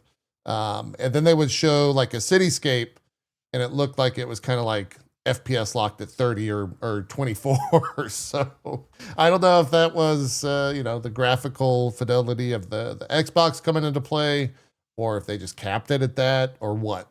I hope it gets figured out to where, we see the same stuff on our own consoles and our own devices when it ships that we're seeing in here. But yeah, I think everything else I'm on board. I agree with everything else you said, Dan. They were really big to point out that there is going to be 1,000 NPCs. They kind of like Elder Scrolls this a little bit there. Like, I hate when devs are like, you get 1,000 NPCs, because now, of course, someone's going to go and count all 1,000 NPCs, and they're how do you make 1,000 different NPCs look different from? Is it just going to be like a color swap? I don't know. That whole thing is always a little bit unfortunate, but I get it. It's a way to get people's eyes on the game when you say something like that. So I understand why they do it. I have a question for anybody who's played the original Fable games, I guess. Watching this trailer, I thought it was kind of cool. Like, you know, when you walk through town, you hear them like talking at you in varying degrees, and then they showed the one where like you're super great, and everybody's like, "Oh, there's the hero!" Like, did they do that like in previous games? Yeah, and you would earn titles by things that you would do. Like they showed off in the trailer, they had a title called Chicken Chaser, which you can earn in game, and people are like, "Oh, look, it's Chicken Chaser," as you would walk past them and stuff. Oh, okay. So at one point in the game, they have a player buy a really expensive house, which gets his rich value up, and then he is now a rich person. It then shows them walking through the town, and somebody's like, "Oh, it's you again," and the thing comes up, and it's like, "This person doesn't like you because you're a rich twat." Oh yeah, I saw that. Yeah, that was great. Yeah, so it's like I think not only is it going to be like good evil, but they're going for this different, almost title system based on your gameplay. So in other words, they're not going to have every villager just randomly yell at you for random things. There's probably like one thing that represents your character. So it's going to be interesting. Are they going to try to funnel the whole gameplay loop into like each person having a type of title? Like, you know, general good hero, rich twat, complete asshole, sort of nice guy. Like it's going to be interesting to see how that system works. I will say that watching them walk down the street, like every single person was yelling stuff at them. And I feel like that can get kind of old after a while. Just everyone yelling like this thing about, you know, but yeah, that system is going to be interesting. They're doing a lot of stuff in this where they're saying like, we want to respect Fable. We want to respect the source material, which is great. I love that they have, you know, the Lionsgate perspective in focus here. And then they start talking about like how they're going to be putting a lot of new stuff in this. And it's going to be interesting to see how much Fable actually comes through with all the different things all this new stuff is going to be doing. Some of it's pretty like gameplay loop altering. So it's gonna be fun though. I mean, I came out of this cautiously optimistic. I'm a Fable fan. I was looking forward to it, and everything in here made me look like this could be something that could be a lot of fun. The combat did look very Witcher 3, and I will say that I really dislike the fact that like every swing on combat was causing the camera to move. That would get really old really fast. I hope that there's going to be some stuff to turn that off, because that's the kind of stuff I wouldn't want to probably play it super long term if every time I'm swinging my camera's doing this. First person is one thing, but third person, it just seems kind of weird. So but yeah, it's outside of that, game looks cool. Team certainly seems to know what they're doing. You know, and they I was a little concerned at first. I actually talked about this on stream because I'm like, game dev is very iterative, right? Like to make the great next game of a certain type, it's really important to know all the games that came before it, so you can learn from the mistakes, not repeat the same mistakes, most importantly. And at first I was like, so the next Fable is being made by the car team? Like the whole team like just did. But then chat was very quick to point out they took all of that, but they also have a new team making this as well. So I'm sure there's lots of very well qualified RPG people that are keeping everything in that, which is awesome. I knew they had to, with a title this big, have a whole bunch of advising, I'm sure, but yeah, man, it looks fun. It looks very cool. And the fact that it's coming out in autumn, I'm super glad. I was worried we were going to see this game in 2027. So that's great. Yes. Hopefully we'll actually see it this year. I was very excited to see it being a 2026 release as well. But you're 100% on with the idea that it's like, yeah, this is the car people. This is the Forza people. Like that will, I think, probably stick with that game until it comes out. And then it'll become, if the game's good, it'll be like, yeah, and the car people made this game. If you can believe that. Right. It'll become like the fact afterwards where it's like, yeah, car people made this. It's crazy. It's funny you say that. Yeah, I know. It's either they're going to become the Fable people. True. I could see myself being like, yeah, can you believe this was made by the car devs? Like, that's absolutely true. Yeah. Especially if it's really, really good. Yeah. I did see there was a headline today that was talking about Fable, and the cutscenes were gonna have like Office-esque look backs at the camera. Did you guys see that? No, like very fourth break yeah, and Wall-E like kind of and stuff? like the dialogue. I need to try to find that headline. Oh, I don't know about that. I don't know about that, dude. like- Mockumentary cutscenes. Somebody just said in chat. Really? Yeah, that's what mockumentary. That's what it was. No. That's very Mockumentary. British humor. Yeah. The I mean, Office does it might originate work. It might from work. Britain. Yeah. Maybe it could work. Yeah. I do agree with the people shouting you getting old. Like whenever I go to the grocery store, they're like, "It's the gaming streamer." I'm like, "Oh, God." It's like, come on, let's try to shop here. Yeah, so People recognize you at the store. I'm doing something wrong, man. it happens. It happened once in 16 years. One You're time. always wearing a beanie, and you probably got your motorcycle gear on and some sun. Me? Yeah, you know you're. No you're one incognito. recognizes me in the store. Yeah. Oh. Wearing the beanie? It's like a beacon. It's like a I guess Sim that's true. That would be a diamond. Yeah. beacon. Yeah. Maybe that would be a beacon. Yeah, this the IGN headline is I've never seen it in games before. Fable used a storytelling technique borrowed from The Office. And that, Wow, they just straight up. Oh, cool. Okay. yeah, I We're mean, doing they this. straight Great. up say as well, like Dan mentioned, Fable is a distinctly British video game series and one where comedy has always been allowed to thrive. Both deadpan and absurdist British humor were at the center of Lionhead's original trilogy, and it's great to see that that ethos carrying forward into Playground Games 2026 reboot, which we recently got an extended look at. Speaking of Xbox Wire, Playground founder and general manager said, "We were inspired by the incredibly rich variety of British comedies that have been around for over the last 20 years, like Peep Show, The IT Crowd, and so many others. We started with The Office, which again really started out as quintessentially British, but also travels really, really well." So, we'll see how that works. That can either be really good or really bad. I think if done well, it's gonna win everybody over. I think because Fable, as far as I've heard, is a game that doesn't take itself overly seriously. So like I think, as long as the jokes are good and as long as it's they don't overdo it, I think it'll be fine. Yeah, I think it'll be fine. Even the original games had a lot of like. I remember in the third game there was like this quest you do where there's like a British narrator that would comment on everything you're doing, like breaking the fourth wall and stuff. So it's something that's been a part of the series, but it never this like cutaway like Office style. I'm curious how it's going to function, but I guess we'll see when we play ourselves. Yeah. If it works or not. Yep. Oh, I did have a question. Is this the first Fable game where you got character creation? No, you could. I believe you made your character in all the games. Yeah. It That's wasn't a the set look of your character. character. Yeah. Okay. Yep. I thought it was a set character. Okay. Nope.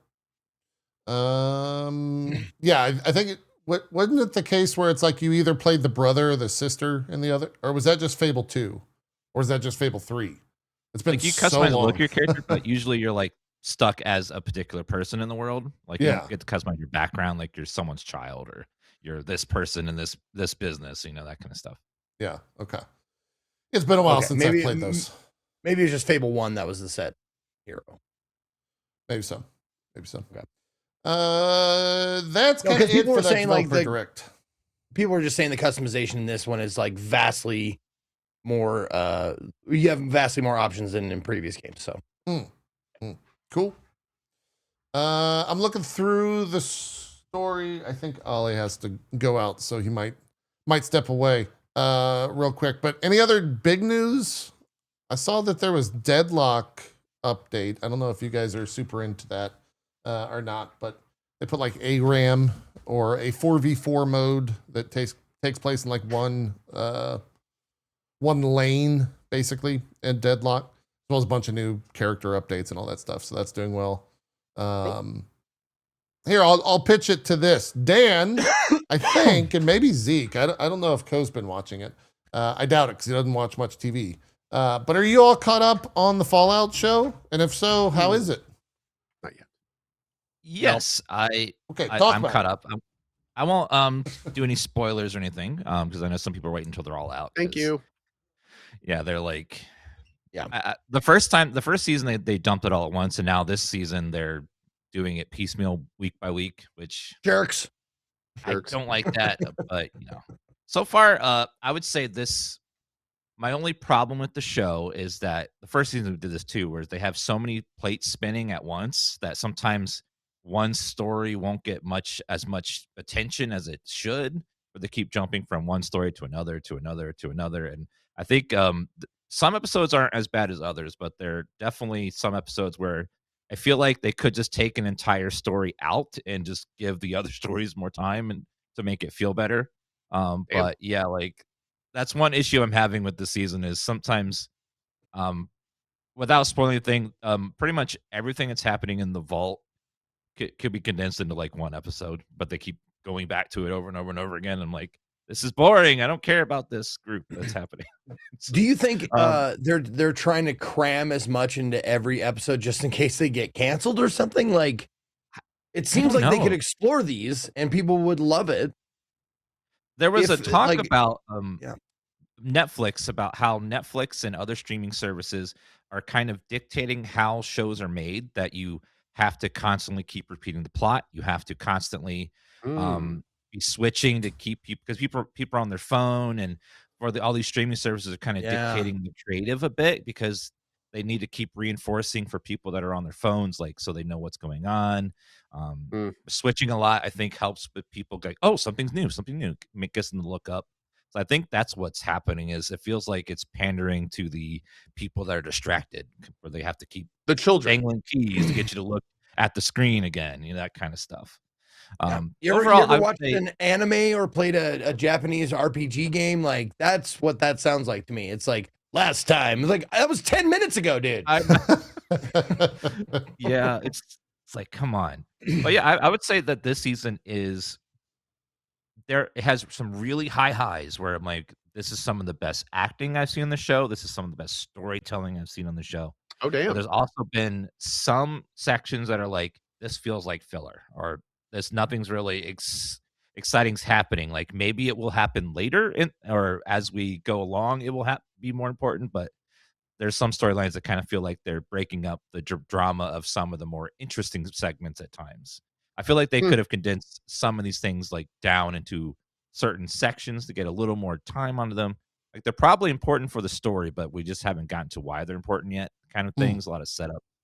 But this season has been enjoyable. I think as I haven't finished it yet, obviously, but I would say it's maybe slightly less good than the first, because it's the nostalgia factor of being excited about seeing all the stuff is not quite as exciting. But I would say the main story bits are more interesting this season. There's definitely some big developments. There's some cool things happening that are going to dramatically affect not only the show, but the game's lore, because Todd has confirmed that everything in the show is canon to the world of the games as well. So there are some big reveals and some big discussions that are going to affect not only the future games, but also we're going to have to look back at the old games and be like, oh, does this make sense? And there's going to be quite a few moments like that. But overall, I think it's enjoyable, but I really wish they had dumped it all at once instead of doing it weekly. I don't feel like this show needed to be weekly because of how jumpy they are between storyline stuff. How many episodes are left to air? Do you know? I think 2, Okay. 1 or 2. All I right. think 2. Does it feel like it's leading to like a climactic finale, or? There's like 5 storylines happening at once. They keep going between. Two of the storylines are really big and dramatic. The other 2 are, we don't know why they're important, but they keep going back to them. And then the other one is kind of like a filler. But overall, I feel like they're leading to something big. Like, they're leading to some sort of big reveal. Okay. Big reveal. Cool. I feel like it's heading into something big. Yeah, I watched. Episodes out now? What was that, Co? I was talking. How many over you. episodes are out now? I think 7. 7. I think I've seen the first 2, so I got to catch up. Maybe we'll do that tonight.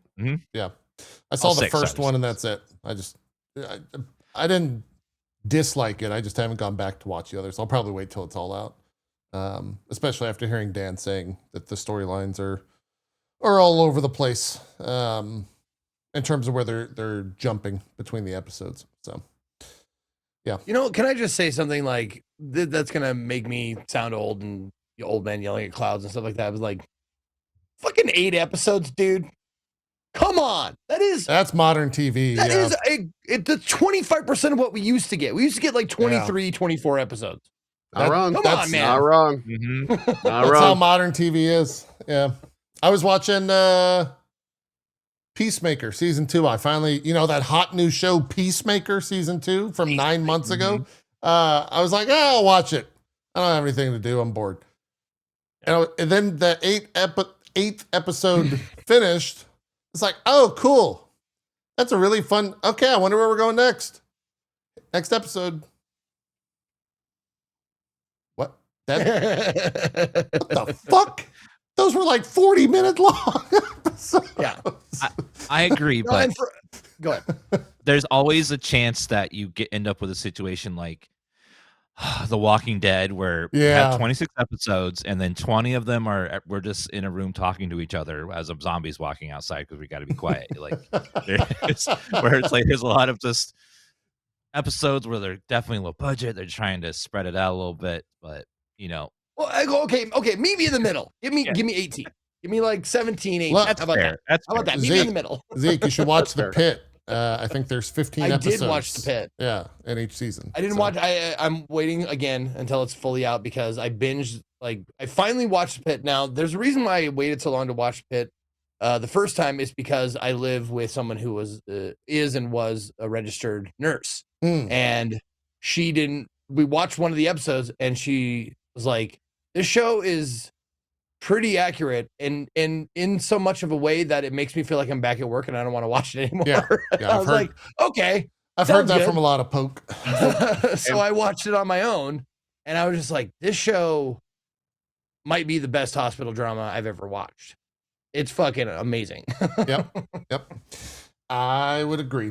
Season 2's I think 3 episodes are out and it's really good. Yeah, and I keep seeing the episodes come out and I'm like, has it been 6 weeks yet? No. Nope. Still on episode 3. Yeah. Okay. No, it's 15 weeks, by the way, because it's 15 episodes. So you're gonna be waiting for a while. Okay, there you go. Okay, that's fine. You're gonna be waiting That's for fine. a while. I don't mind waiting. Yeah. Good. There was oh god, what was I had a question about Fallout. About Fallout show? Yeah, it's gone. Okay. Never mind. All right. Continue on. The best doctor show ever was Doogie Howser from the 80s, where the kid was a doctor. It's 4 seasons. That was Neil Patrick Harris, right? Yeah. Oh yeah, that's MPH, baby. Yeah. I prime listen time to him NPH, almost NPH. every night. Speaking of He MPH, did- if you guys he read haven't it- tried go ahead. the box 1, box 2, like little self-contained like puzzle games, they're really fun. They're really fun. No, I've never heard of that. Did you Never see heard they're of bringing that. back Scrubs? Like everyone from Scrubs that's still alive is going to be on the show again, and they're bringing it back. Yeah, soon. I Like got in a month. Out of excited, nowhere. and then I heard it's like some alt timeline thing. What? I didn't hear I that. don't know about that. Like they changed the ending of the series or something, and I was like, Oh, I didn't know that. I thought it was just I don't know. I'm gonna look into it more. I watched Scrubs a lot because it was on Comedy Central every single day, every hour for a long time.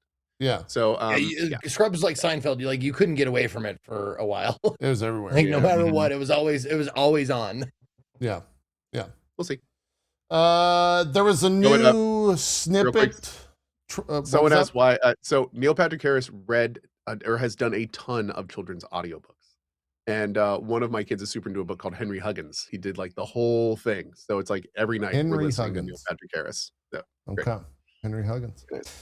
hmm This morning, I guess is when it was. They had a Super Mario Galaxy movie Nintendo Direct that was like 5 minutes long.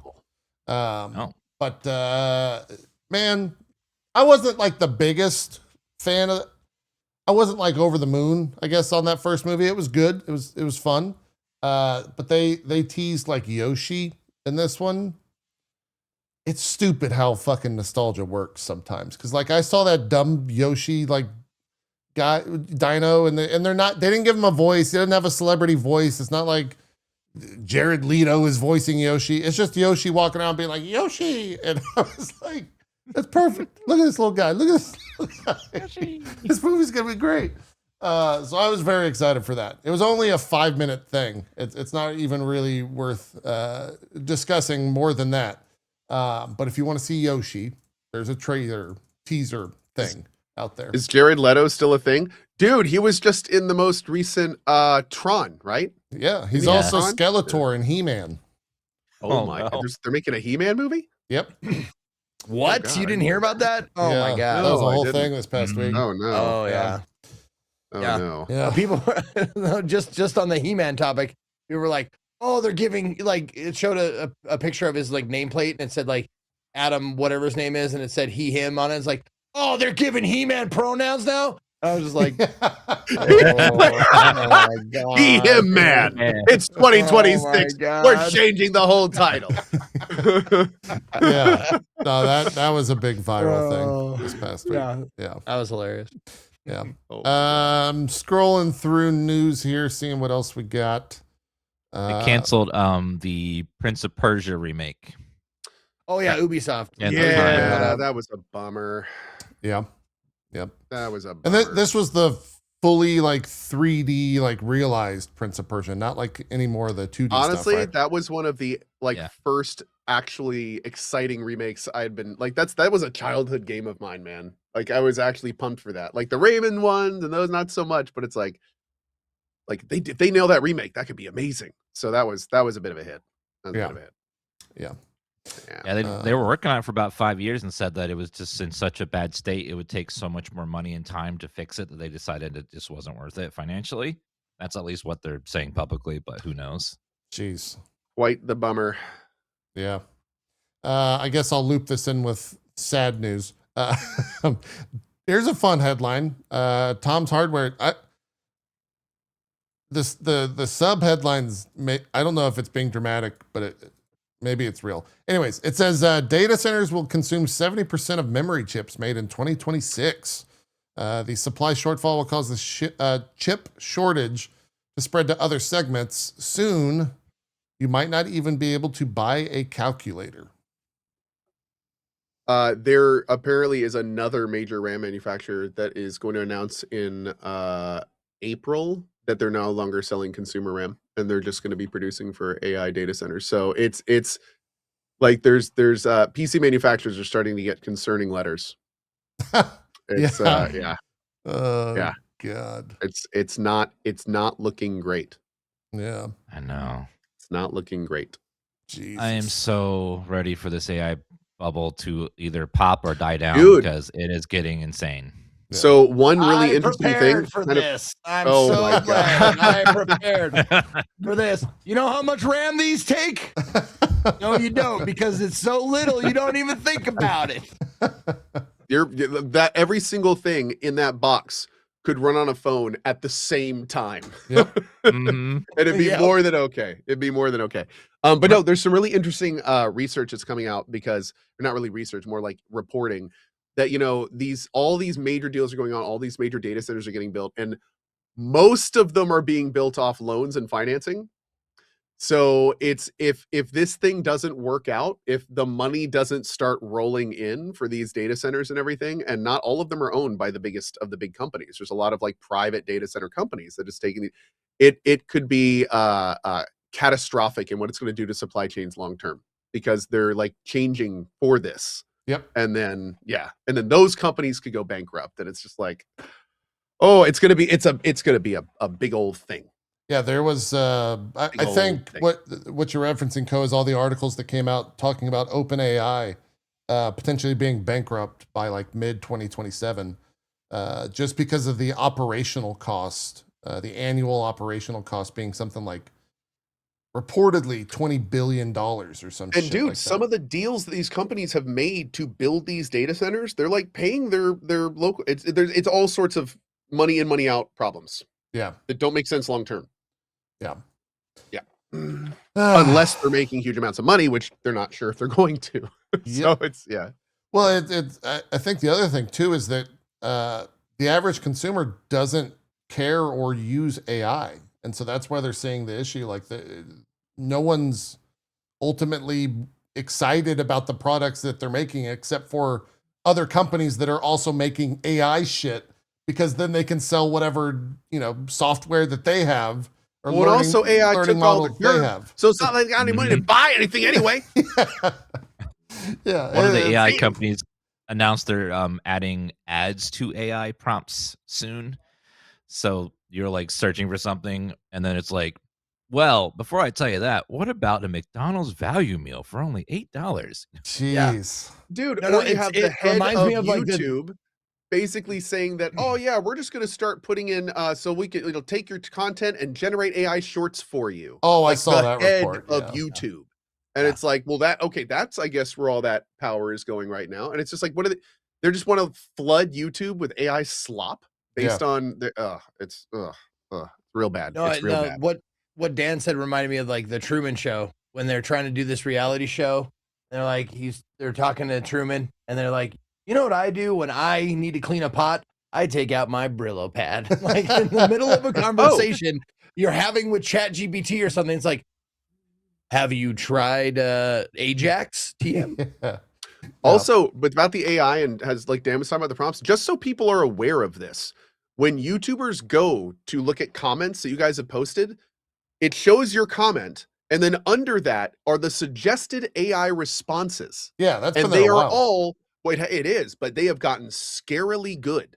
So it's like, not only are they reading the comment, they're responding in the way that you do, in some cases with descriptive responses. Like, dude, the one I saw yesterday was somebody was like, well, Ko doesn't actually read these comments, smiley face. And the AI response was, yes, I do, smiley face. Stop by because I'm playing Factorio right now.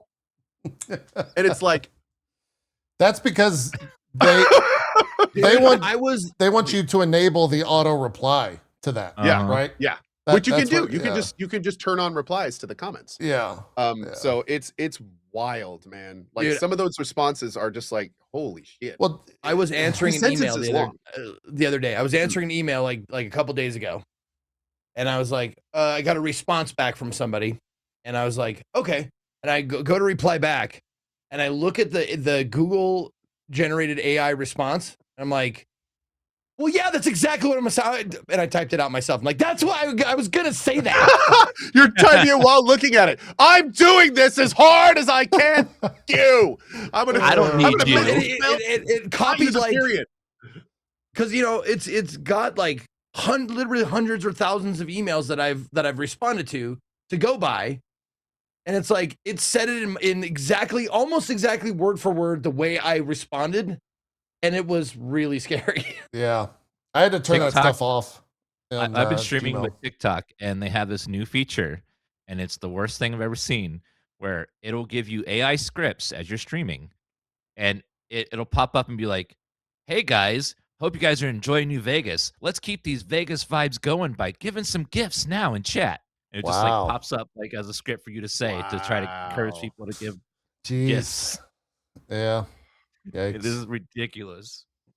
Ugh, crazy. Yeah, this is a weird. Well, let's keep the timeline. emotional roller coaster going. 10.5% of Japanese people in their 20s are reportedly overspending on in-game On purchases games. to the point of financial struggle. Yep. It's almost like they were raised on thinking gambling was okay in kids' games. Yep. Masked as gotcha. Mhm. That's Yeah. really strange. And now Yeah. look, they're adults and they can't tell the difference, and it's ruining their lives. However, this may How the weird. article goes on to say, while this may sound alarming, it's actually better than last year when this figure was 18.8%. That's actually a pretty big drop, to be honest. That's an 8% drop. that makes almost me question the 9% drop. reporting, to be honestly. Yeah.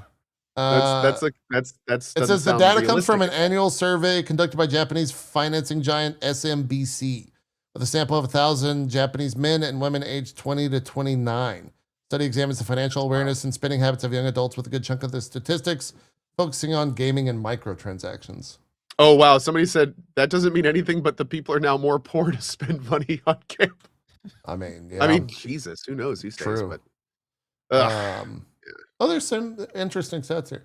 In the past year, 19.2% of Japanese people in their 20s made in-game purchases, with the average monthly sum being about 50, 80 yen per month, or about $32 USD, 32 USD. It's important to note, though, that the gacha gamers are often quite polarized between big and conservative spenders. Interestingly, this means that compared to 2024, the percentage of young adults spending money on microtransactions has decreased overall, while the average monthly sum has risen by about $5. This is all from automaton-media.com. They have a bunch of stuff in this analysis that they got. Yeah. I wish it was global instead of just Japan, but I'm sure that stuff is out there. It just doesn't say so in the actual article itself. Speaking of gacha, though, Arknights came out this past week. It's been fixed, but when the game launched, did you guys see the PayPal stuff?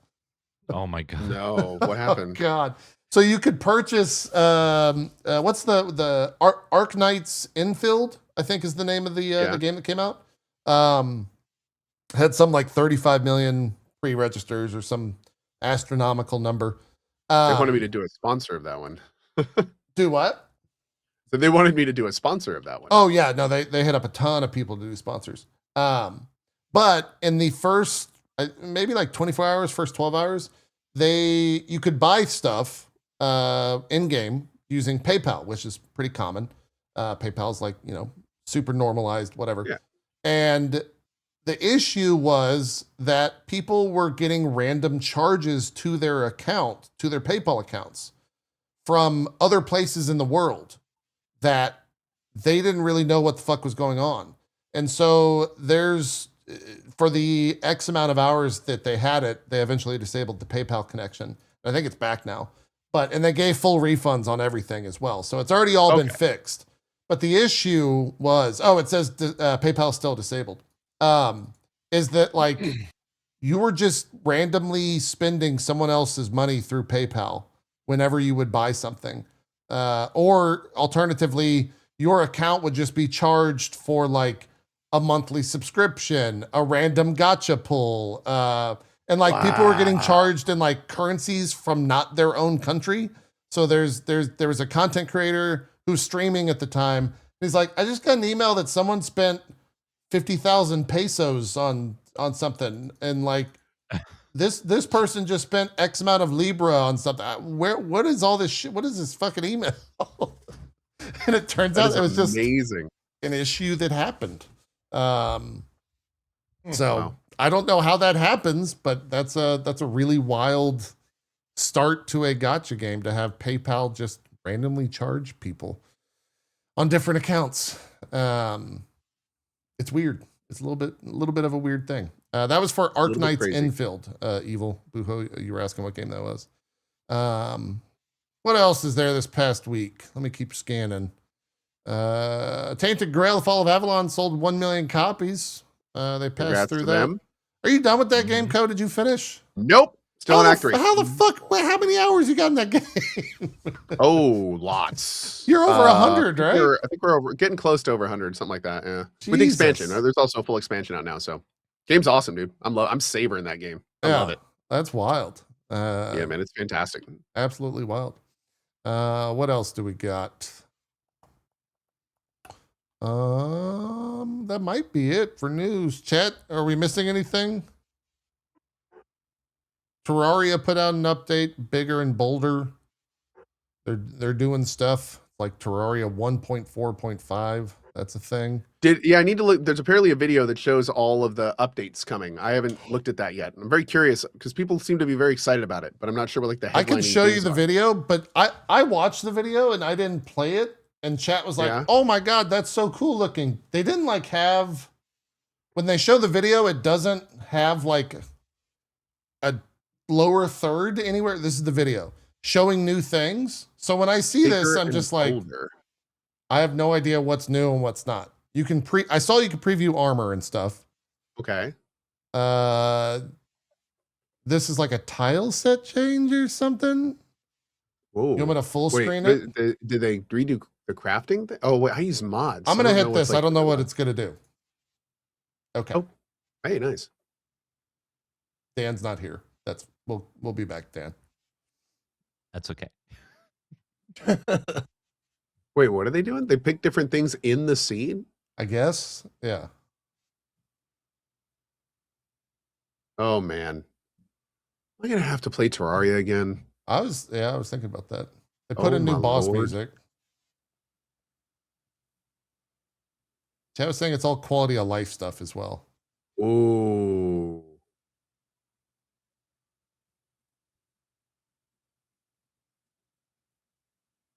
I guess that's a frost grenade. That's pretty cool.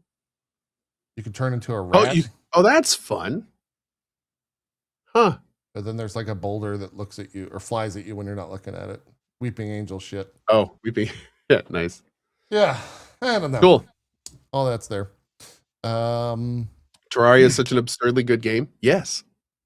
You are right. It is an absurdly, that's a good word for it. Absurdly. Yep. Yeah. I know you don't, I know, JP, you don't like talking about probably other podcasts on this podcast, but like, we might have some competition very soon. What do you mean? I'm sure you heard about it. Uh-oh. From the man, the myth, the CEO of Twitch, Mr. Dan Clancy. Oh, God, that's right. I forgot about that. Thank you for bringing that up.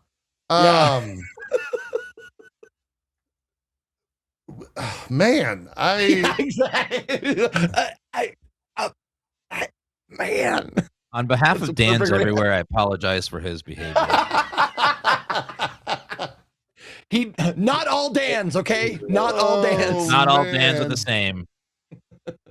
Yeah, man, that is. I forgot about that. Thank you for bringing that up.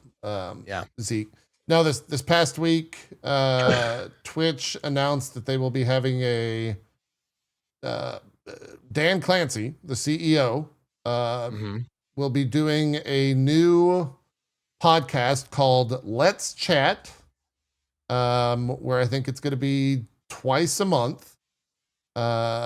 Twitch says, keep an eye out for the first episode of Let's Chat, a new podcast exploring how live streamers and their communities shape today's culture, hosted by Twitch's very own CEO, Dan Clancy. The responses to that on social media, I don't think I saw a singular positive. Right now, this was posted on the 21st, so about 96 hours ago-ish. That's how long this has been on social media. It has 165 favorites, 168 comments. Not a single one of those comments that I saw was positive. So if I'm Twitch, I would be like, just kidding. We're not doing this. Yeah. The responses are they range from content creators being like, you're joking, to troll accounts posting some really funny stuff that I'm not going to read on this show, to, just what, like, why is the CEO doing that? I don't know. DJ Wheat had an official Twitch podcast for a while, and he said, this podcast is a podcast that no one wants, no one needs, and no one will watch. Yeah. Yeah. I would agree with that. Yeah, it's pretty rough. I feel like all of us are kind of following the rule of, like, if you don't have anything nice to say, don't say anything. That might be the best way to sum up this whole thing.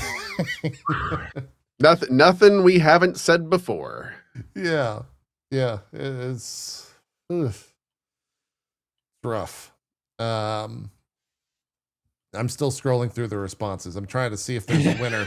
Some of them are fucking hilarious. I know. I can't repeat a lot of them, but that's what I was gonna say. I can't repeat a lot of them as well. Or on this show, I'll repeat them on my stream. Yeah. That was a weird thing. Twitch also had some controversy outside of that.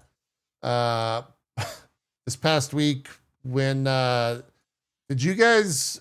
I'm curious because the controversy came around this whole idea of a sponsorship they were offering via Riot Games and 2XKO. I posted about that. Yeah, No. so I didn't post about that, but I did get 9 emails saying, "Hey, do you want to do a sponsored stream for 2XKO?" You're sponsored for gifted subs. So that's what the sponsor yeah. is that the sponsor enables the whole, like, if you get 5 gifted subs from chat, they'll give 1 thing. And so that is now a sponsor. That's not just like an incentive for broadcasters to play your game. And I think they like had to come out and make a statement around that. I at least got an email on it. But that just fucking sucks. That whole fucking thing sucks. Yeah. I would go as far as to say any sponsor that goes through the back end like that at Twitch, if you're a broadcaster hearing this, do not fucking do those, because all you're doing is hurting every other broadcaster, including yourself, for any future deals. Unless you don't have the privilege of having some sort of like agency working with you, then I guess do it, because money's money. But like, fuck, man, that stuff sucks. It's really bad. It's really unfortunate because it's just so blatantly obvious that Twitch is trying to take the most predatory route that they can. They brought everything under their umbrella, so they have full control over it. They have control of the system. They're the ones selling the sponsorships. And like I tweeted about. So I've had management for a long time. I was fortunate enough to get management early. For years, I got sponsorships through Twitch. Twitch would talk to my management. They would give me X. I've had X as my basic sponsorship per hour for like going on 8-ish years now. I have never received a single automated offer through Twitch's system that is more than half of my X. And they know exactly what my value is. They used to give me my value. And so in some cases, they gave me well over my value when I would work with Twitch. It was like sometimes awesome to work with Twitch because they would provide. Now it's just so clear that this whole system was designed inherently for them to nickel and dime every single penny they can away from creators. God only knows how much they're actually getting for this. Probably the same amount they were when they were paying me. So they're just making loads more money off the backs off, guess what?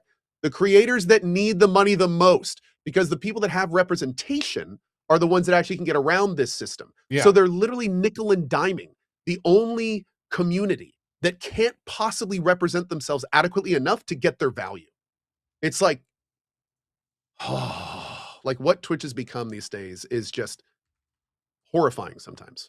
It's horrifying. Yeah. It's really shitty. I haven't got a decent offer from Twitch in years. Like, Yeah. They do. Thankfully, I've been around long enough that I've built up relationships with other PR firms and stuff like that, and I have a working relationship, and sometimes even a first name basis relationship with some of these people. Yeah. But like, dude, it's distressing to say the least. Yeah. Everyone that I I've knew seen at Twitch has been either laid off or has quit or is working somewhere else now. They're like all gone. There's only a handful left. Yep. That is very true. Yeah, the whole Twitch sponsorship thing there's always been issues even before this like new backend thing started with like almost favoritism amongst the sales team and blah blah blah blah blah. So there's always been an issue with it. Whenever Twitch has handled it themselves. This is just I would honestly like put out the word to encourage like companies like until Twitch fucking figures this shit out and makes it better, like to cut them out. Just go directly to creators. That's the thing. Twitch is saving them so much money doing it. Yeah. It's back alley handshakes that's going on. They're getting more for less doing this through Twitch. That's why this all got set up in the first place. Yeah. It sucks. Yeah. I still think you should do it. It's goodwill, because goodwill like is something it's hard to quantify.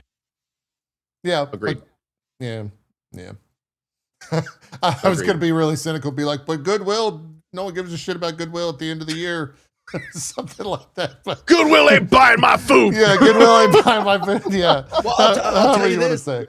But I'll tell you this, like streamers talk to each other, and like people have like said, "Hey, have you heard of this company? Like, are they good?" And like, yeah, I will say like, "Yeah, they're really good," or "Yeah, they're kind of shady," or Yeah. don't work with them," Right. and that kind of Yep. stuff. But, like, it's Yep. hard to know what, like, you know, the communications between the people who are being sponsored, how that goes. Yeah. But I definitely like will say like, yeah, definitely work with them. They're really cool. Or don't ever do anything for them. Yep. That's how it goes. Stay away. Marathon announced the launch date for that game. It's coming out. I think we kind of knew generally when it was going to come out, but now they have come out with a pre-order trailer saying that it will be out on, is it March 5th? March 5th, 2026. Sorry, I had to load up the trailer right there. But they didn't have a smooth announcement because somehow when you pre-ordered Marathon, it caused Destiny 2 to begin installation on Steam. Or something like Wait, but I thought it just added it to your Steam library. No, there was No? What? there was some like weird thing that happened with it. Oh. It said, we resolved an issue where Destiny 2 would begin installing after pre-ordering Marathon on Steam. We've also resolved an issue where the Collector's Edition owners would receive an error when attempting to activate their game code on Steam. So How weird. just like a small little Dude, blip. we're gonna get a big announcement out of Bungie. Like, thank you for 5 million downloads. Really appreciate that, everybody. Yeah. We saw a huge boost in players last month. I know, right? Yeah. So that's the whole thing. Man. They also announced voice actors for that. Dude, it's one of the most stacked It's titles fucking in stacked. years. Yeah. That's Jennifer like English. one of the best parts of the game. Jennifer English, God. who just won the award, Game of the Year, for Mael, of course. Ben Starr, Neil Newbon, Samantha Barrett, Roger Clark, who was Arthur Morgan in Red Dead Redemption 2, Tracy Wiles, who was also in Claire Obscure, but she that was the voice actor for Jaheira. Elias Tefexis, of course. Who is Jensen. also voice directing. Oh, he's So the voice Elias Tefexis director. is voice directing as Okay. well, which is like, damn. Gotcha. Aaron Yvette and Erica Lindbeck. The game features 30 actors in the English cast at launch, focusing on high-profile talent to bolster its blah, blah, blah, PvE thing. You know, all that gameplay. But, yeah, pretty stacked voice cast. Makes me wonder, like, are they just going to be, like, shooting guns and grunting? Elias is also in the game, and he plays I think there's 5 different frames you pick from, like a hero shooter, and he plays Rook. Okay. So there's names for each of those, and then also somebody said that there's like audio logs or something in the game. I mean, there has to be something, because there's like 20 announced voice actors, and there's only 5 players. Yeah. So maybe there's going to be, you know, some kind of light story element or something. That'd be nice. I'd actually really love that. So we'll have to see what they do. I may just play Marathon to see what the hell those voices are saying. Yeah. Well, someone in my chat, Exotic Short Hair, said that's totally a shot. Totally a slight shot at Arc Raiders, which Arc Raiders obviously does the AI voice acting for a lot of their stuff. So I guess, you know, Bungie / PlayStation dropped the money for their voice cast there. I don't know if that's like they're not going to like put out a promotional video like, we actually have a voice cast or anything, right? Like they're not going to be We're talking about Marathon, right? Yeah, Marathon, yeah. Yeah. I thought they were changing their name to Art Raiders. What was that, Dan? I thought they were changing their name to Art Raiders. No. Yeah, I was going to say, after the art stuff, I don't know how good attacking other devs would go for them. Yeah, exactly. They need to generate goodwill. They don't need to put on the mustache and be like, look at these guys. They did AI voice acting. It's like, yeah, but what about you stealing stuff? The guy in the back. Aren't you the guys that stole the art? Like, downvote that comment. Gets posted in the company Slack. Everyone downvote this. Well, I mean, Arc Raiders is in a great place. It's still doing well, but it's going to be really interesting to see with Bungie's delay how many people are going to be fatigued by the time it comes out and just ready for the next thing. Like, this could play out super, super well for them. Embark did just release a roadmap that a lot of people are hyped for. I personally thought it was a little bit thin for somebody Yeah. who's like looking for big reasons to come back. But the general community seems to really be jazzed about it, and kudos to Embark for the consistent roadmap stuff is awesome. But there's also some other small issues with the game that are causing people to become a little more disenfranchised. I'm on their Reddit all the time. There's people talking about now, oh, good time to go check Tarkov out, while Embark fixes all these little things. So it'll be interesting to see what that sentiment is like in a month. It's a pretty long time in our little gaming world. So if people are at that point kind of like really ready for the next thing, Marathon could hit pretty big with the $40 price point, this big VA announcement and stuff. Yeah, man. Like a lot of people, I remember us on this show being like, we don't see a realm where Marathon really survives. Like it got that bad for a while. Mm-hmm. It's looking like that's not the case anymore. Yep. So that's good. Yeah, I mean it's very good. The most recent trailer they showed with the different frames, I think, Ko, you said was the word. I think that's the correct terminology that they're using. I think it's or runners, maybe. Runners, or yeah. It actually looked really cool. They have like a pretty interesting take on how the like archetypes, classes, runners, shells, whatever you want to call them. I forgot what they call them. But it looks like it'll be a lot of fun. So you can there's one that I was interested in, and Ko, you might actually be interested in as well. It's essentially like the loot whore runner, and it has a drone, and you can steal other people's loot. While they're like looting, you can like hit them with the drone, and it takes their loot, and then you can fly back to yourself and like run away with it. It's like a little thief. It's kind of cool. This is the first time hearing of this. Yeah, it's cool. It seems like it'll be a lot of fun with that. They have like the scav shell or whatever as well. So you're saying I could take somebody's thing and then present them with the small game to give them the location of where I dropped it in the level? Yes. Yeah. Yeah. Oh, that's right. Yeah. Chat's also pointing out the shell gets stronger with the more loot in your backpack. Oh, what? Yeah. Yes. Okay. This is sounding more and more interesting. Yeah. I've never played a game for a class, but I mean, I'm not averse to trying. It's pretty cool. They put out like a full video. It's like 9 or 10 minutes showing you all the different classes. Might be worth checking out if you're curious. That out. My kind of big issue is, and this is 100% just me being an old person, but man, I'm not a fan of the aesthetic, dude. I don't like it reminds me of like style. Watch Dogs 2. And like the runners, like a few of them just look like, it looks like you hit random in like a weird cyberpunk character creator that didn't really read it. I don't know, man. And then the sounds. I'm also not a big fan of the sounds. Like there's been a few gameplay things that I've watched, and when the firefights really pick up, everything is just this huge collage of blorps and squishes and squelches. And like I found it actually distracting. Like, and don't get me wrong, I love good sound design, but it almost felt like a point where it felt like all the sounds were just like RNG, like let's get another squelch here, let's get another blip here. And I think I'm officially realizing I'm getting old is what I'm trying to say. I think that's what it is. Hey, if you don't like an art style, you don't like an art style.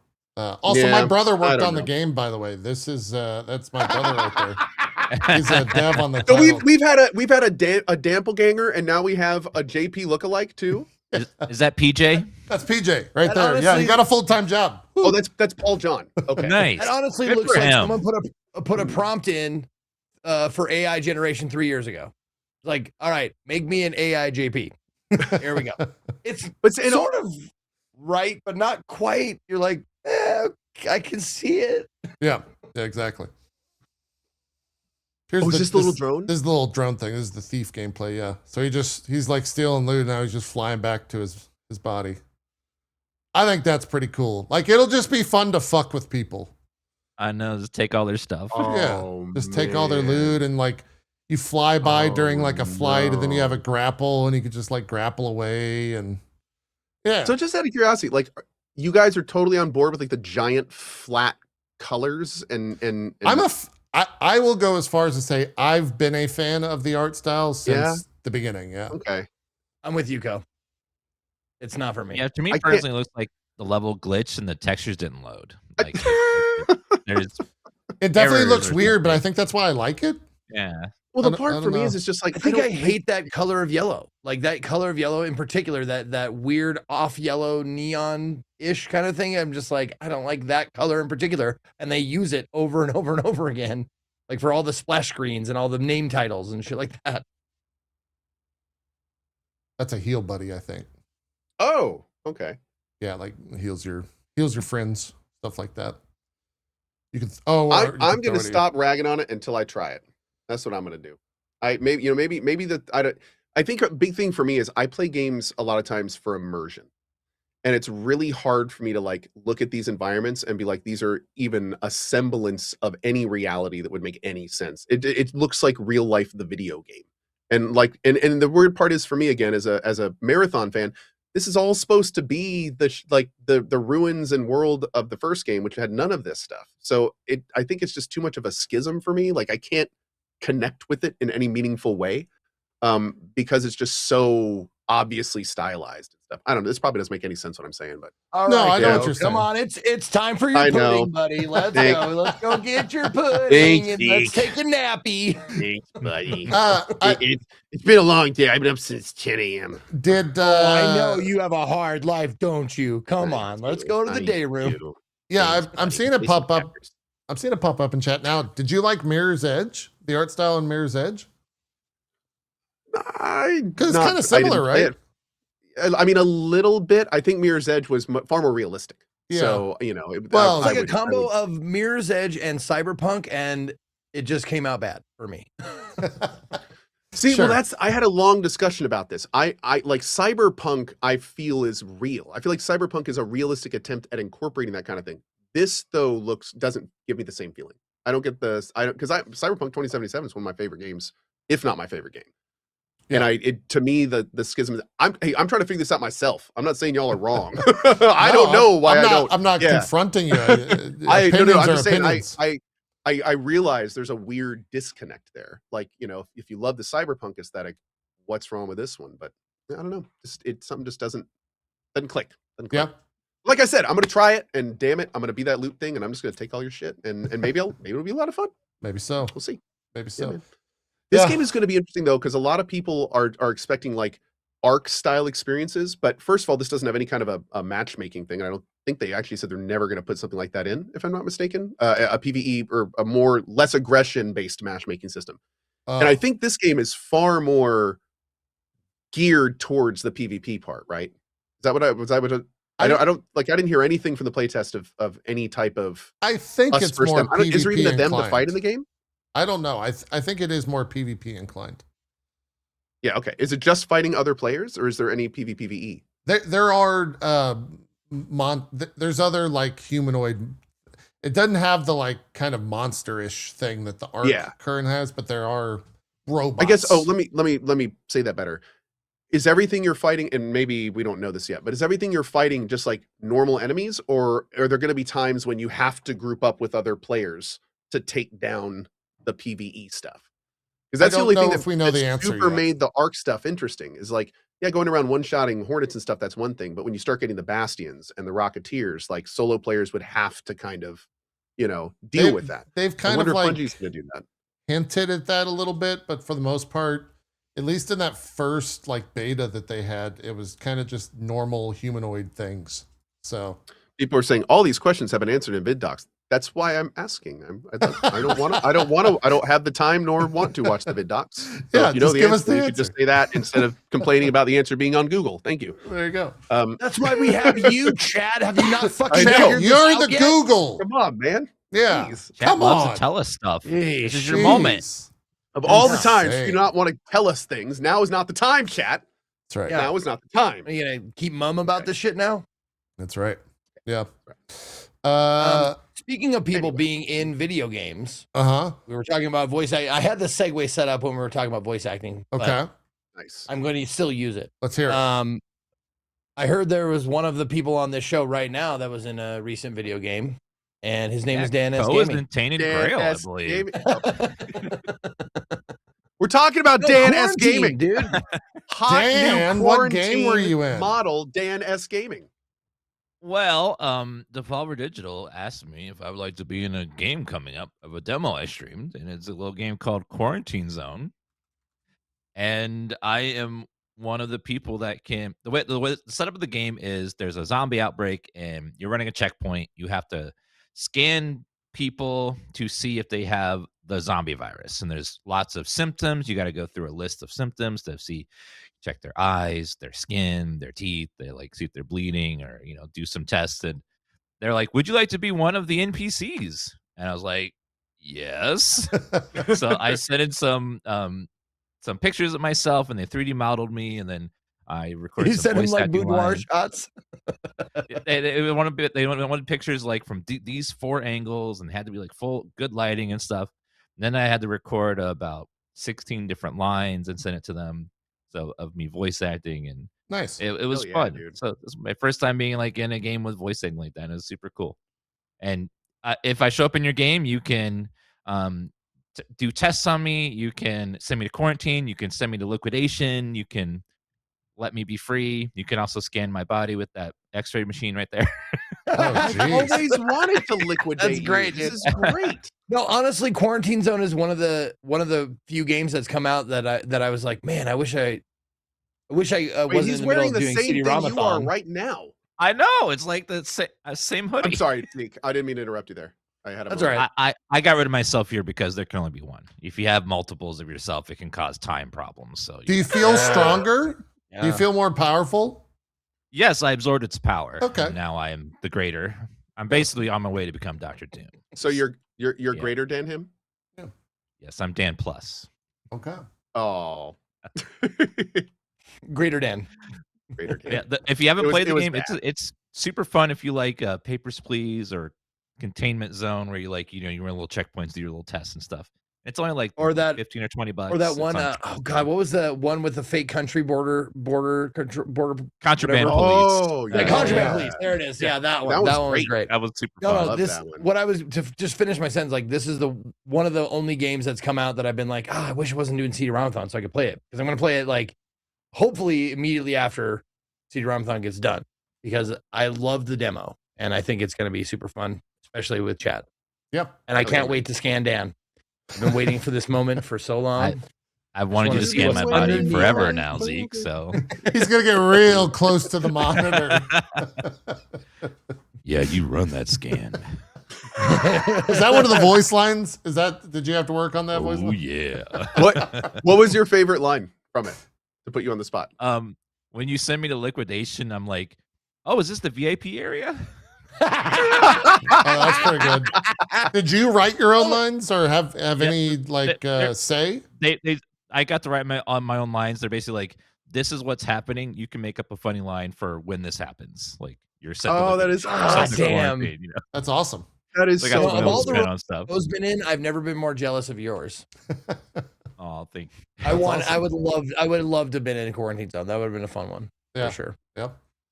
Devolver is a great developer. congrats and they on love that, doing man. fun little things like that. It's great. That's super Yeah, cool. That's fucking Immortalized. awesome. Hell yeah. That's cool. Hey, Cole, where you at on the Nioh 3? And Dan, you can jump in on this as well. Zeke, I think you're with me in Nioh 3 if territory, but how are the two of you feeling? That comes out in like 2 weeks. Are you excited by it? Did you watch the recent like deep dive showcase they did? Okay. Nope. Dan, did you check it out at all? If I know I'm playing a game, like, and I don't want any sort of spoilers, I try not to watch trailers and Okay. deep dives and stuff. Well, don't I kinda watch wanna the deep experience dive it. trailer then that I put up on screen. Yeah, close your eyes. Yeah. Okay, Spoilers. I It looks like Nioh. Yep. Yeah, like, What? They didn't change anything. It's more Nioh. Yeah. And there's like Awesome. it's like a samurai ninja thing where you can like swap back and forth between the two. Yeah. I don't know. This seems kind of like almost a sleeper hit. Where every time I mention Nioh, at least in my stream, like people come out of the fucking woodwork and they're like, Nioh? What's going on? I am so excited. I am so excited. Yeah. Yeah. Oh man. I love Nioh. Here's a question I'll throw at the two of you, Co and Dan. What is one thing you want them to improve on coming from Nioh 1 and Nioh 2? If you can recall, it's been like a year or two since you probably played it. Is there anything that like stands out that you would love for them to potentially address? I would absolutely love for the Nioh devs to innovate more ways into having us be able to know where we can go from what we do in the game based on the skills we've got. And what I mean by that is when you like fully unlock a weapon and you start like assigning the skills and everything, it gets complex, like how many different moves you can do out of different moves and things like that. It'd be cool if there was some system where you could either like connect those moves so you could do them a little bit easier, or maybe you have some on-screens that like they could add them to on-screen prompts to remind you of like what you can do in that regard. But I frequently in Nioh will get very cool things, but there's just so much other stuff I'm already doing with the weapon type I'm using in the build and whatever that I don't incorporate it. Yeah. So I would love for them to put in more mechanics that assist in helping gamers like me. I think there's probably more than just old that forget all their moves like me. I wish there'd be a better way to kind of incorporate all that cool new stuff that it keeps throwing at you. One of the coolest things about Nioh is that it keeps giving you cool stuff throughout the whole time, and then you're getting gear with cool sets and all that kind of stuff. So it would be nice to kind of have a better way to connect all those systems together. Yeah. I definitely would agree. Like sometimes you just get set in your way with like a certain combo or a certain weapon type that you end up using that all the way to the final boss and never play with the new thing that they give you. You get some awesome move that makes it so you have to double tap L2 after a parry to do like an instant kill, and then you just forget you have it. And nothing ever like reminds you. There's no way to put it in, and you by the fifth time you've gotten a move like that, it's just like, well, shit. I'm not playing this game well, and don't get me wrong, that's on me, but sometimes there's just so much stuff to remember that it'd be nice if it was a little bit more connected. Yeah. That's always my comfort zone. Like find the biggest weapon, the slowest weapon, be happy with life, and don't do anything else. That's how I approach these games. Dan, for you, any like glaring issues that you would love to see them address? It would probably require a lot of design redos, but I would love if they could try at some point to bring Nioh into one open world instead of having the level system, like reloading between levels. It would require a lot of like it be designed specifically with that in mind, but something where instead of having to go out and then loading back into a level, if you could like reset in the level or something the way like Dark Souls does it with the bonfires. I don't know. Something like that where it's all connected. Yeah. You know what's really funny? They made this game between Nioh 2 and 3 called Rise of the Ronin.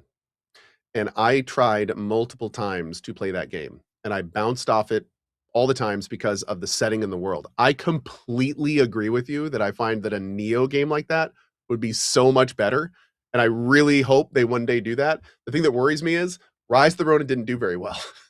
So I think they kind of tried it, and then it didn't really work, and then they were like, maybe we should just make Nioh 3, and now we're back in Nioh 3. But Chat I is agree. I think telling me awesome. that the third game is open world. I did not know that.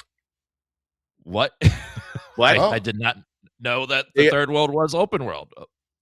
Well, there you go. Oh, okay then. Well, Nioh 3 is open world at all. Check. I'm good. There you go. Dan got his wish. Easy. Solved. God damn. I'll be doing this all week, granting wishes left and right. Knowledgeable people on this show. Somebody's like, how did Co not know that? I'm on a blackout, man. Yeah, they're both on media blackouts. On this game. Yeah. Oh my God, dude. I had no idea. It's amazing. Yeah. I was already excited for it. I really hope the next game is exactly what it is. Yeah, right? Jeez. Yeah. I think there's a demo coming soon, or they're going to put out a demo before proper release, but the release is like 2 weeks away, so it's got to be soon. Oh man, okay. maybe this week. Yeah, thanks for that, JP. That was very nice of you. Yeah, no problem. Thank you again. Here all week. I just hope this game, Nioh 2, that game was maybe the last big like rage out I've had on stream. I forget what boss, but yeah, I was using the scythe. And like it was an int based weapon, and I was like strength based, and it was just having a terrible fucking time. And Co was just like, you should just use the big weapon. was like, you're right, Ko. I should just use the big weapon. And then I beat the game without dying after that. I just never died. I tell you, again. JP, it's when you start going against your nature that I things start having know. problems. Why It's did I just- think you that gotta I wanted just to do accept your something nature. new? It probably came Exactly. out at the start of the year, and I was like, "New year, new me. No, Let's JP, go you're an old- intellect." You're an old dog, buddy. No new tricks.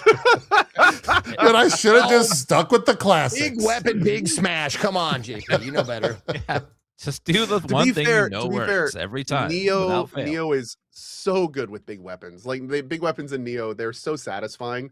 And Yeah. they're so chunky. Oh, and well- the game lets you just become so insane with them. It They're a great game for it. Great game. Luckily for me, it was also broken. They actually went back and like nerfed it because it was so strong in Nioh 2. So hopefully they didn't like go the other direction in this one to make it too weak to where they do have to buff it after the fact. But I saw like the Odachi is in here, the big two-handed sword. I saw an axe or two. It seems like they've got the two-handed weapons for people that are looking for that, as well as everything else. There's a two-handed axe right there on screen in whatever boss fight this is. So, yeah, that's Nioh was the game that like goes into like the 100th decimal place of percentage like upgrade stuff, right? It's like 26.23%. Yeah, Like, that's what turned me off most about Nioh. Was that it was Nioh like got pretty crazy with this. I gotta do fucking math, dude, and I'm out. yeah. I mean, a lot of times you can just be like, "What's the bigger number?" and ignore the like decimal point and all that stuff. But Okay. Yeah. yeah, I mean the decimal the decimal stuff was for power gamers, but I have to admit I wasn't a big fan of that stuff either. Like it got a little bit too mathy. yeah. Too much math in my game. Because it makes you think you have to care about it. When you see that stuff, you're like, wait, do I need to know about this? And that's like a weird, yeah, I agree. That can get a little awkward. So Yep. Yeah, we'll see about the new one. Yep. What time? We got about 45 minutes left. I think that's kind of everything news. Dan, new game wise, I know you were playing Mio. You did I think a sponsored stream for it? Yeah. Was I that did last night. Mio. how is that? I saw reviews for that. It- and it was pretty positive.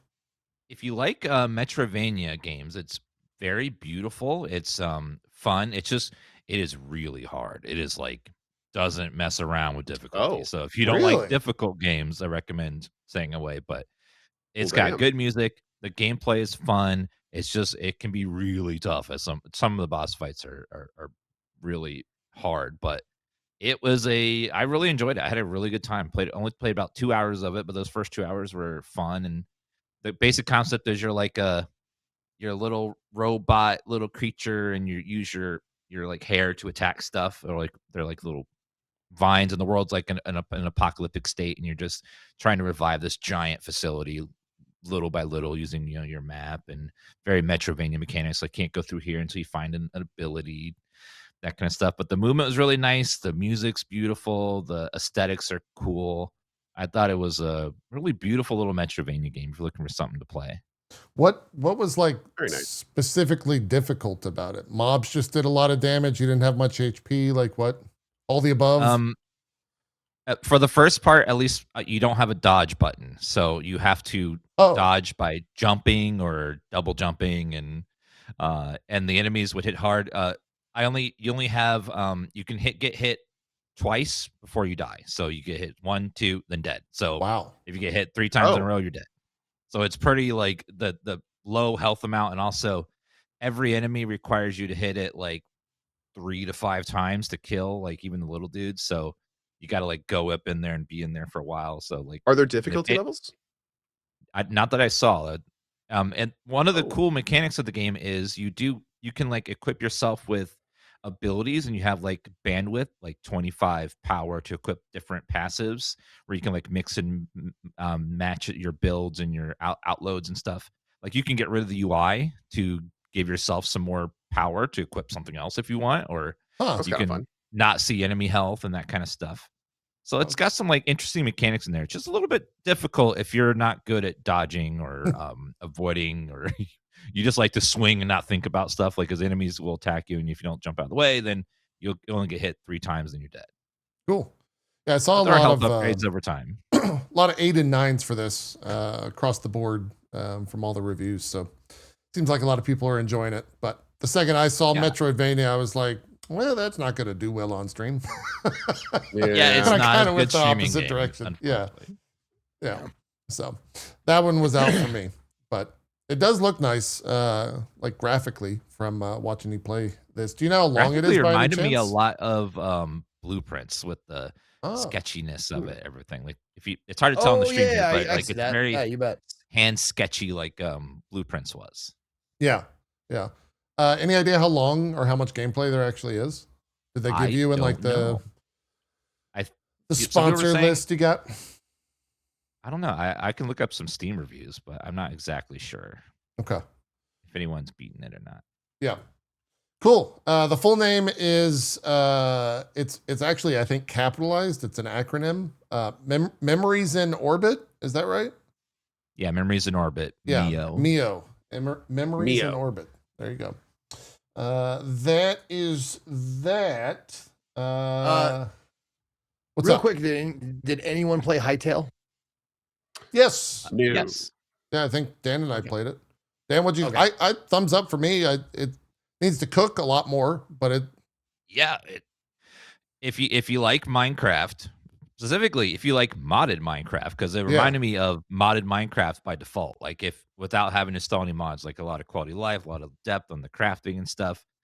If you don't like Minecraft, I don't know if it'll convince you because a lot of it is Minecraft. Like there's a lot of Minecraft in there, but there's stuff on top. But the big one that's going to be different from Minecraft is the adventure mode that's not in the game yet, where they're going to have like more of a guided experience, more of like I'm not sure exactly how it's going to work, but it's going to be, instead of it just being a sandbox, it has more of a direction and more of a main story and that kind of stuff. But right now it's just a sandbox so you can play around. There's lots of mods too for Hytale already. Like there's thousands of mods.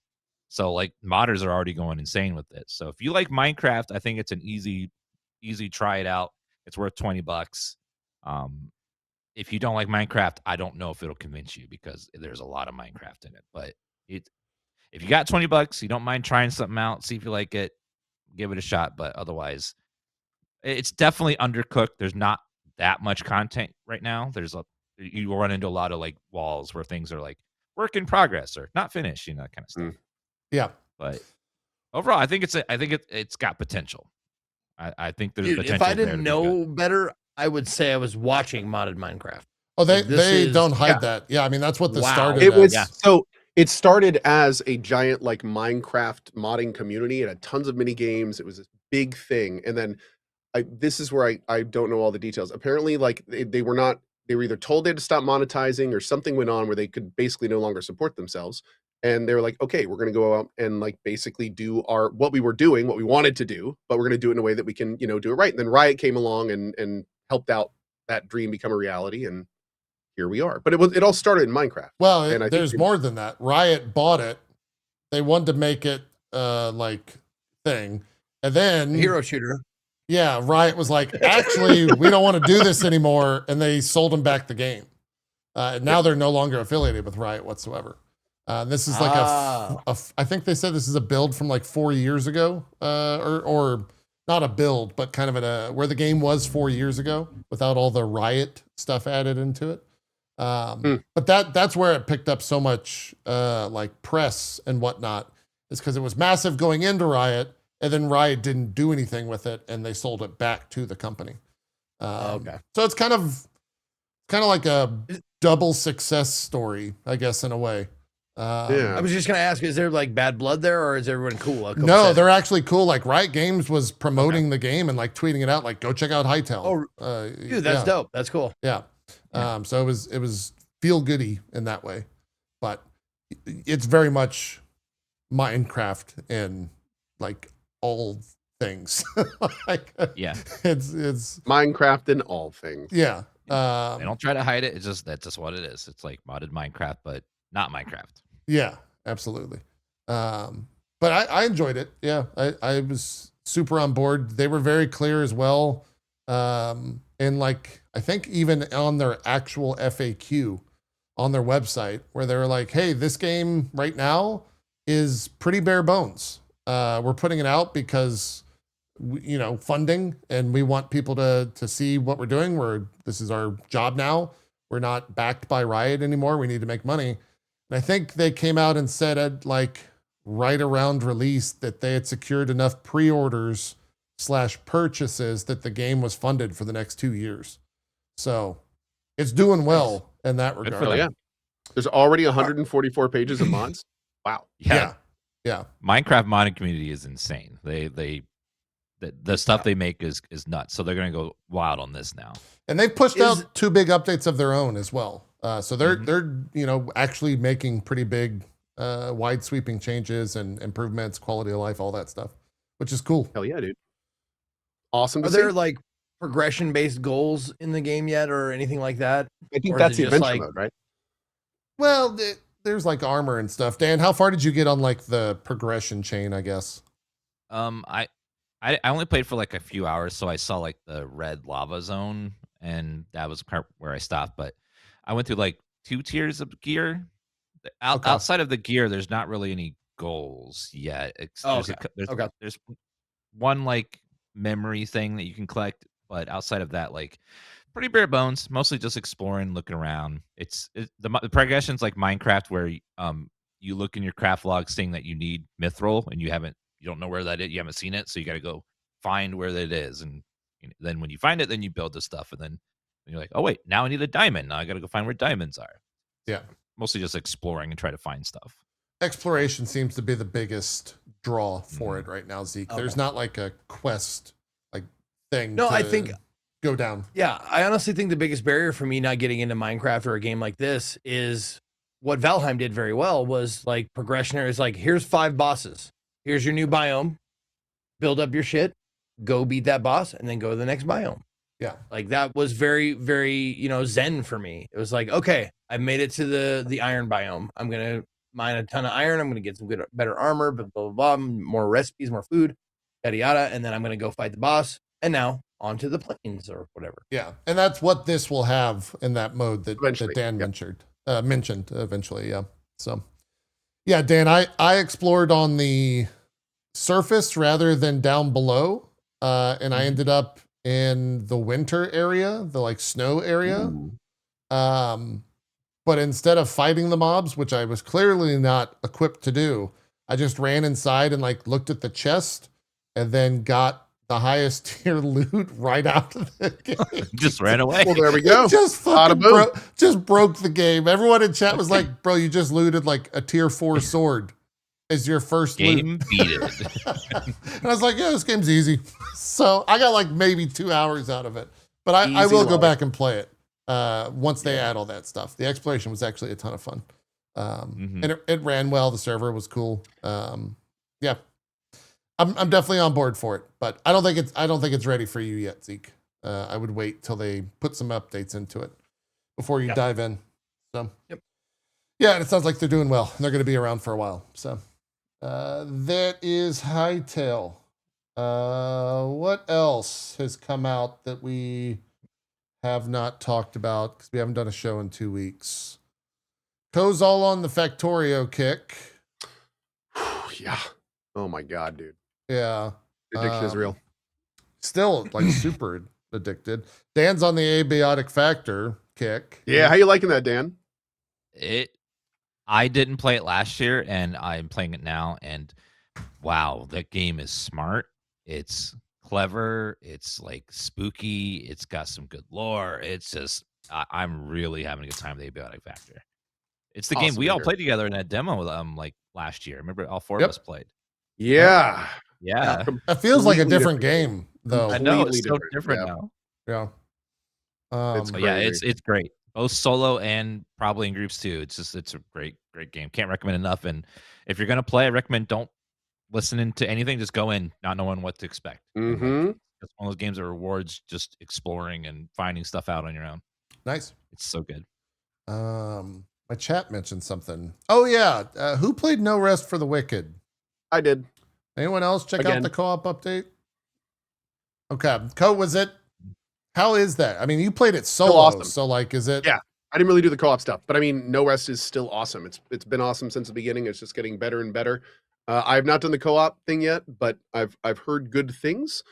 But yeah, man, it's solid as hell. Still pretty Still great. not 1.0, right? Still early No. access. Okay. Nope. Still, no, it's not gonna be. It's gonna be 1.0 when it's ready Okay. by the devs.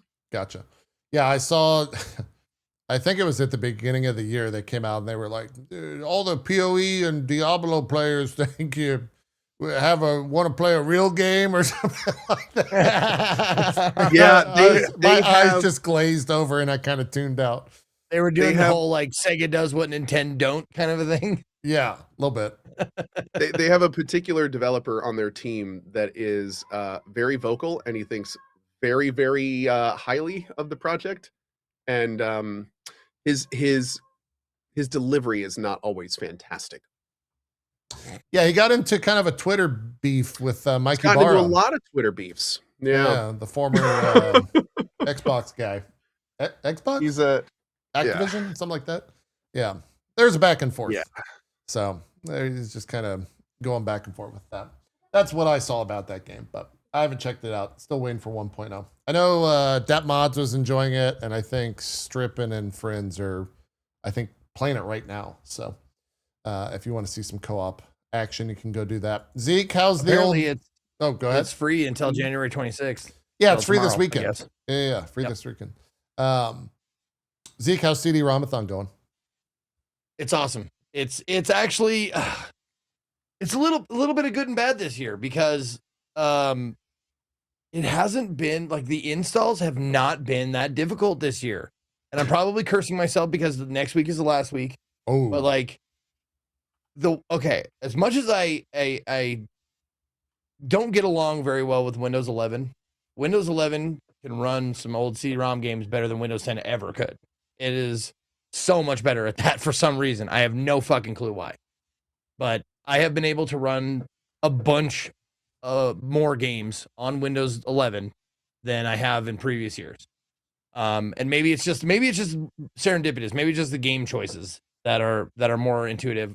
But whatever it is, the installs I haven't come up against like a full stream of troubleshooting one game, which is oh wow, par for CD-ROM-a-thon. Yeah, Like I think the longest one took me like 4 hours this year, and it was at the beginning of the month. The rest of them like just been like, oh, this runs on Windows 11. Oh, this one does too. Oh, this runs right. Just patch it once and it's good. Like fuck, man, we're getting too good at this shit. I think we're getting too good at running old games. It's gotten ridiculous.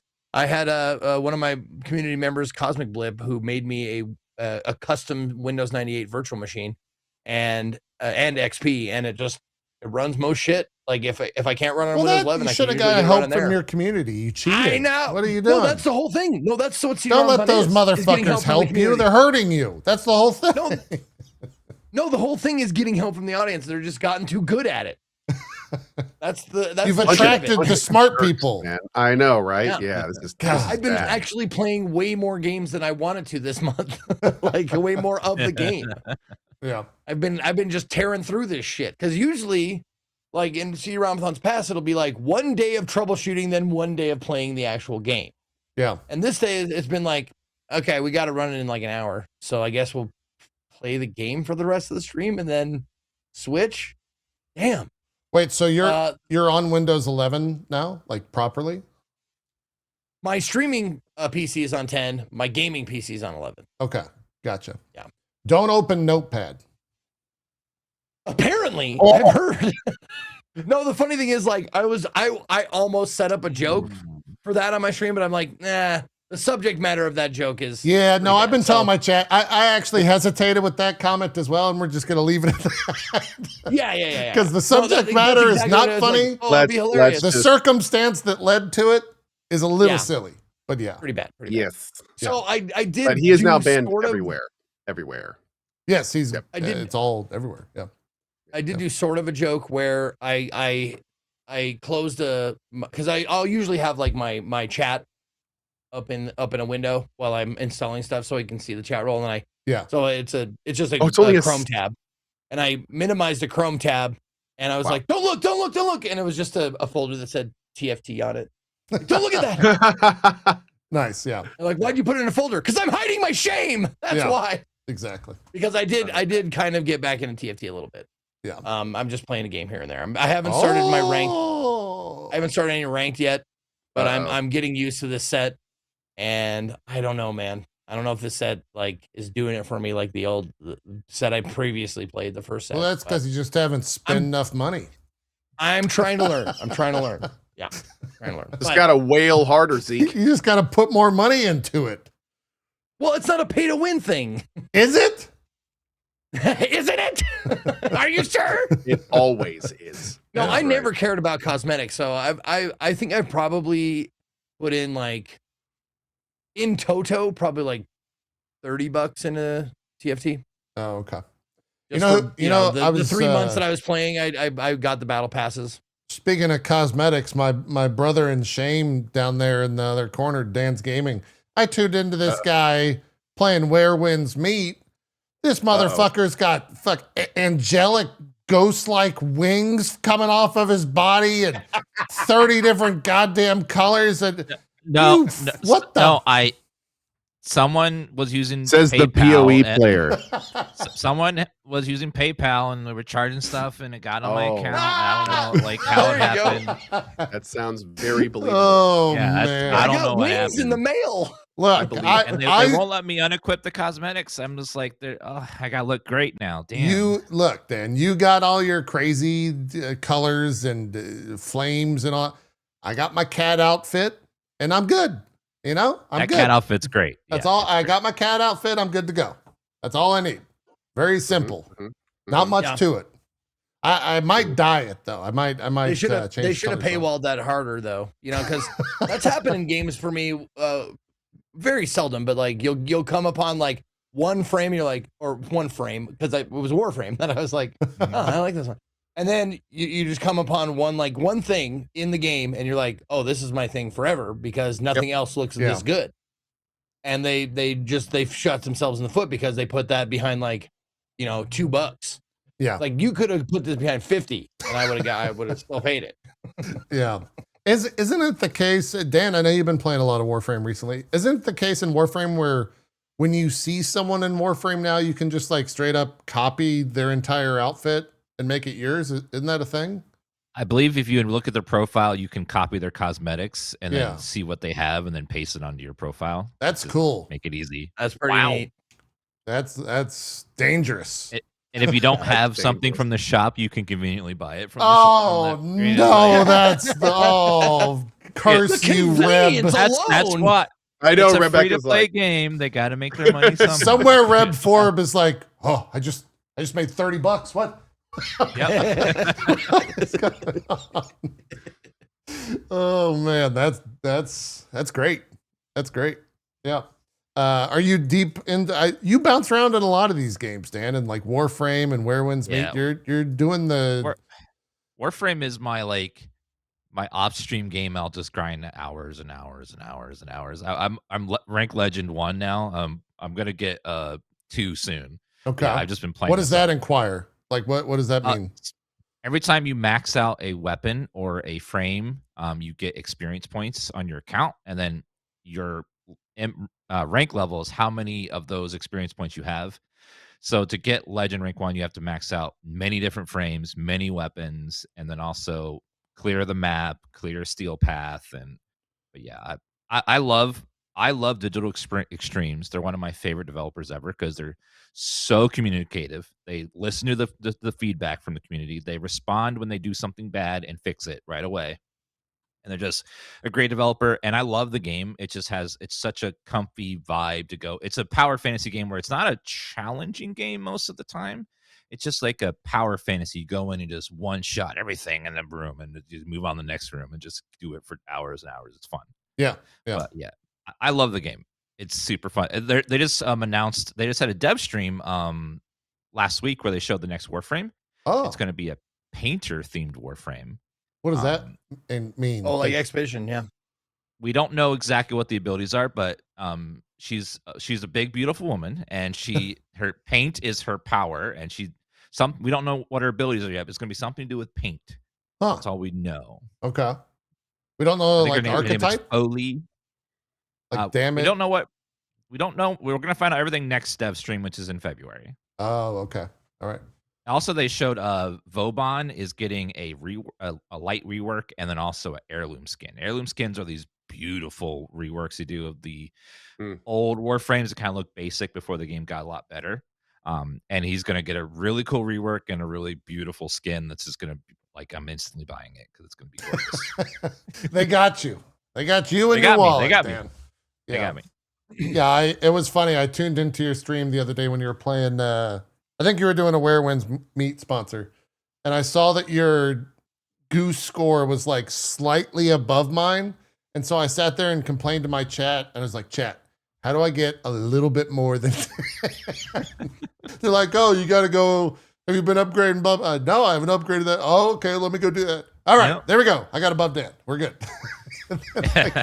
I could log out for the rest of the stream. My goal is complete. Yep.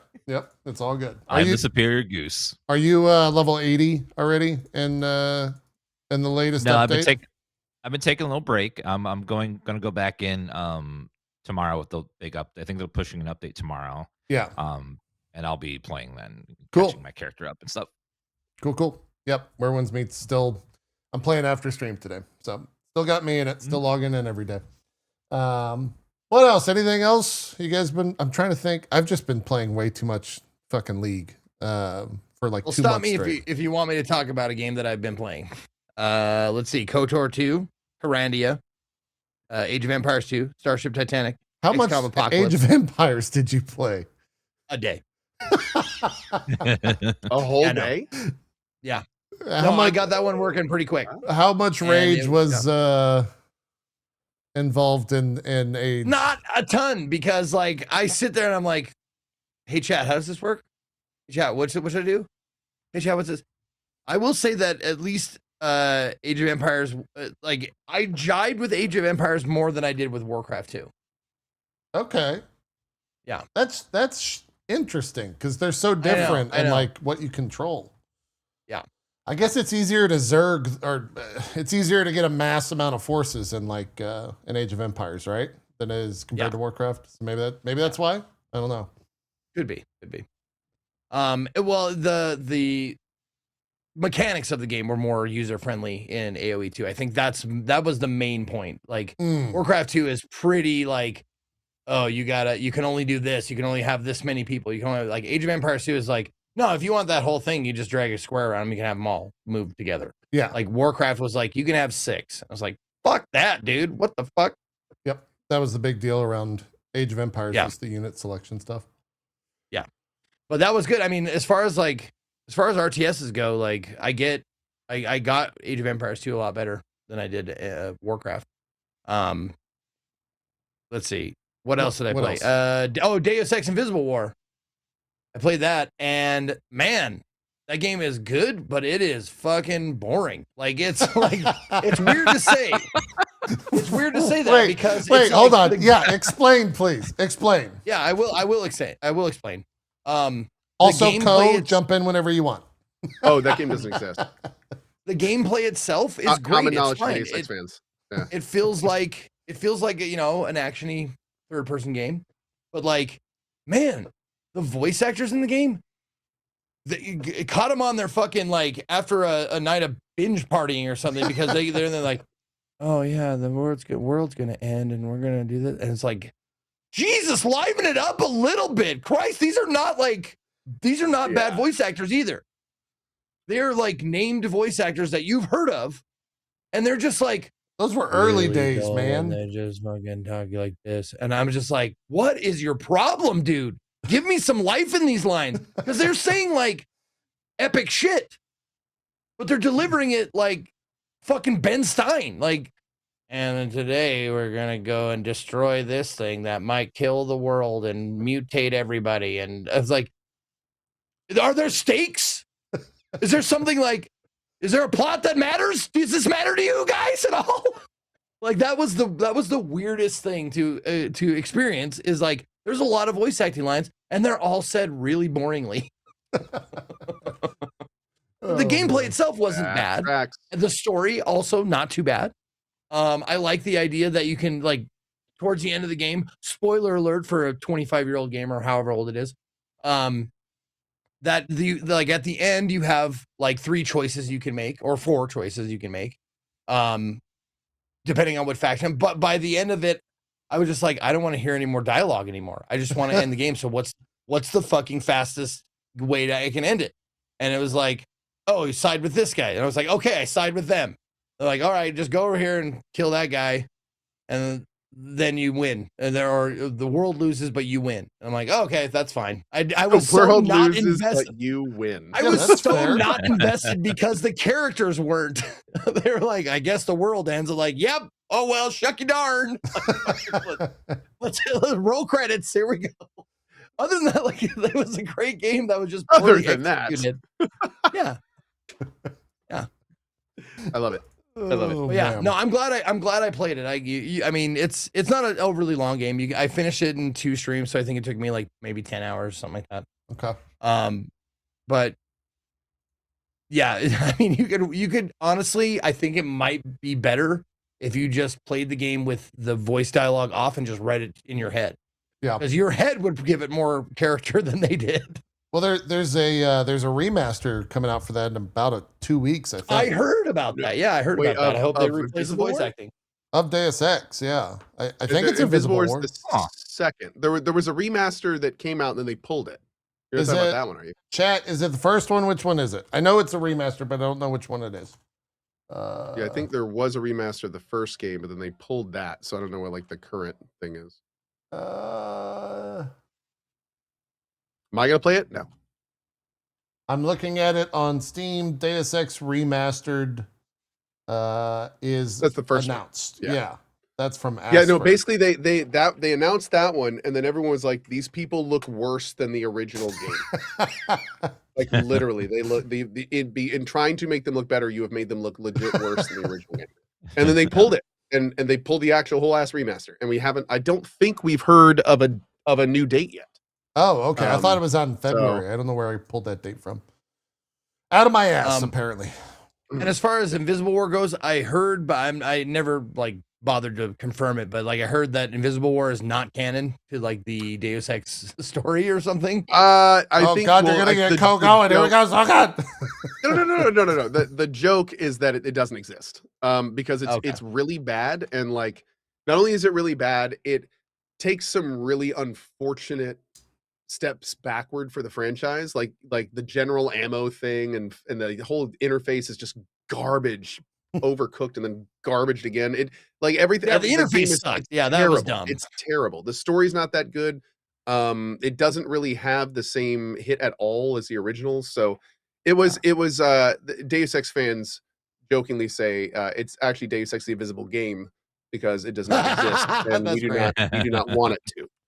To your points, I will say I didn't mind that the ammo was shared. Like it's like no matter what weapon you get, it's sniper rifle, yeah. pistol, whatever. You pick up ammo, it's ammo for everything. I didn't mind the that at all. I thought whole that was awesome. inventory system was so much more advanced in the first game, and they completely the thing at the time was it was the first one on consoles, so they basically turned it into they wanted it to be much more easily to manage on consoles, and the whole game suffered because of it. So, But I will it's say unfortunate. to your second point, the UI, picture playing a video game with put your hands in front of you like this and put them right on your eyeballs. That's what you do. So You play like this. Like there's just 2 curved like inventory things on your screen throughout the entire game. So you're like looking at everything like this. It's all obscured by your items that are on the screen. You know, like they figured this out years ago. Put them at the fucking bottom of the screen. Like that's easy peasy. Just put them right there. Yeah. No one of problem. many issues with the game that's just like, whoa, yeah. A lot of questionable stuff in it. Let's see. I also played Uplink Hacker Elite, which Oh boy. That sounds Which fun. I mean, honestly, it's. I didn't know what kind of game it was. I had absolutely no idea. I didn't look into it. It was a choice, a game if then game choice. So I'm like, you know what? That's your choice. I'm not even gonna look into it. So I fired it up, and it's a text based game, and it's not bad for what it is. It's like if you've ever played a text based game, like I get that it's there's not a lot to look at. There's really not. It's just all text on a computer screen. but for like what you have to work with in that, it's like a decent like idea where you like, you know, you start off with this like potato computer and you have to do like minor hacks, and then you upgrade your computer, you can do better hacks, and you upgrade it again, you can do better hacks, and then after a certain amount of time, like the plot comes in, because the first like few hours of the game is just you like getting used to it, and then after a certain amount of time goes by, they give you like, here's the plot mission. You're like, oh, okay, there's a plot. I didn't even get to that because you know, I was just completing little missions here and there, and it's actually pretty neat. It's you know, very streamlined. Like you buy like a firewall bypass, proxy server deleter, file copier, and shit like that. And you have only a certain amount of like your inventory space is like your memory, right? So that's how many programs you can have. And if you want to copy a file and, you know, bring it out of the computer, you have to have space enough for that and all that kind of stuff. It's like a very, you know, decent management game, but it's all text-based. So if that's not your flavor, I completely understand. But like, actually, I was like, you know, pleasantly surprised by how fun it was. What's I'm talking about Uplink Hacker Elite. It's from let's see, what year is that from? 2003. 2003. There you go. Well, you're in the final week. The end game now, as the kids say these days. What's the big finale? What's coming next? up is my game. I don't know what my game's gonna be, because that's how we do it. We do chat choice, my choice, chat choice, my choice. So we get some variety in there, because chat choice will be all RTSs apparently. But thankfully, I think the next chat choice might end up being GTA Vice City, which will be fun for everyone. Ooh, okay. So Okay, there we go. Depending on how much I like it, that might end the CD-ROM-a-thon, and I might actually just end up playing it all the way through, because So it's good. the one core GTA game that I, besides the ones that are on handhelds, that I haven't played. God, Vice City's soundtrack is stellar. I've heard, yeah. I've Just heard. Incredible. And that's the other thing about CD-ROM-a-thon. Like, not that I made a ton of money on my YouTube, but like I am making negative dollars, I think, on my YouTube because of all the fucking like old games had just like, Copyright here's Aerosmith. Yeah. Here's like, they licensed like big names. It wasn't like just big companies like Rockstar and stuff like that licensing music. It was like, this little game has 2 songs by AC/DC. You're like, what the fuck? Yeah. Makes sense. Cool. Yeah, we'll do a 1-minute JRPG thing. I finished Octopath. I don't know if I had done that by the last time we Wow. Nice, dude. had the stream, but that was 84.8 hours, 85 hours all in. I didn't do the true final boss because it involves having 36 characters kind of like geared out. And I only had about 16 of those. And I was like, do I want to grind for a super long time? No, not really. Maybe. I don't know. I haven't decided. But yeah, that game was fantastic. Had I still can't believe that entire game's voice acted from the main story when it's like 80 plus hours of voice acting. It's just insane. That's the thing that stands out the most to that. A lot of people have been asking if I'm still playing Trails in the Sky first chapter. I am. I'm 21 hours in. That one's nice as a counter to Octopath, because Octopath is like, the world's gonna end every 5 seconds, and this one's like, your dad's missing. And so I care? The stakes Better are a go lot find him. You know, they're a lot smaller. And I'm enjoying that. The writing is not bad as well. It's not as tropey as I thought it was going to be. When you look at the game and see that it's like that type of JRPG, you expect it to be super tropey. So, yeah, enjoying both of those. And then, like I said, I was playing way too much fucking League of Legends. I'm actually excited for Highguard tomorrow, because it's the first thing I will be playing on stream that's not League in like 2 months. So it's been there are two dark. other things I wanted to talk about. Yeah. Before we cut off today, they won't take long. But okay. One other CD-ROM game that I really I ended up really enjoying and I ended up beating.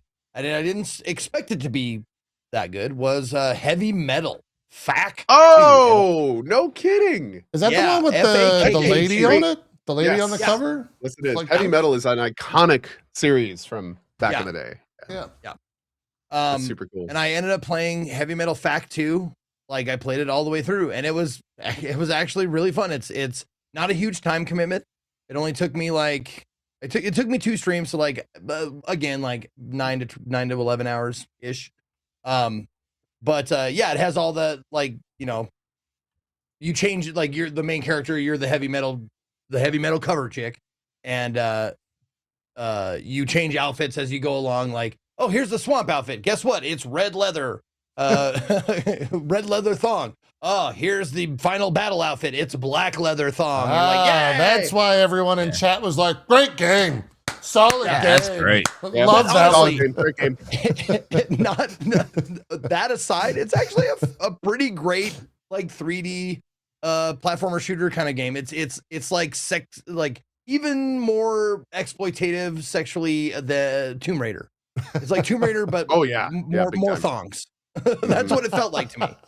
But yeah, it was actually a surprisingly solid, well put together game that you can finish in a couple days. It was very good. I was surprised. And then lastly, I want to say I've been ending my day with something that is just super duper fun. It's called Gaggle, Gaggl, if you want to look up the website. And you play game shows, like old game shows with your chat. Oh. And you can play Price is Right, Family Feud, Press Your Luck. Like we've been doing that to end the games or end the days. If I have half an hour left or whatever, we'll get chat in there and play. And man, it's fun. It's just been a awesome. blast. Yeah. Nice. We even had the Gaggle devs, I guess. They popped in the chat. They're like, "We loved you watching you play Family Feud," and I was like, "Oh, that's great." Awesome. It's yeah. fun. It probably can't use a lot of my clips because I swear a lot playing those games. Yeah. And it happens. especially during Family Feud, when you're like, okay, we surveyed 100 people, number 1 answer or 4 answers on the board, and you're like, who the fuck did you interview?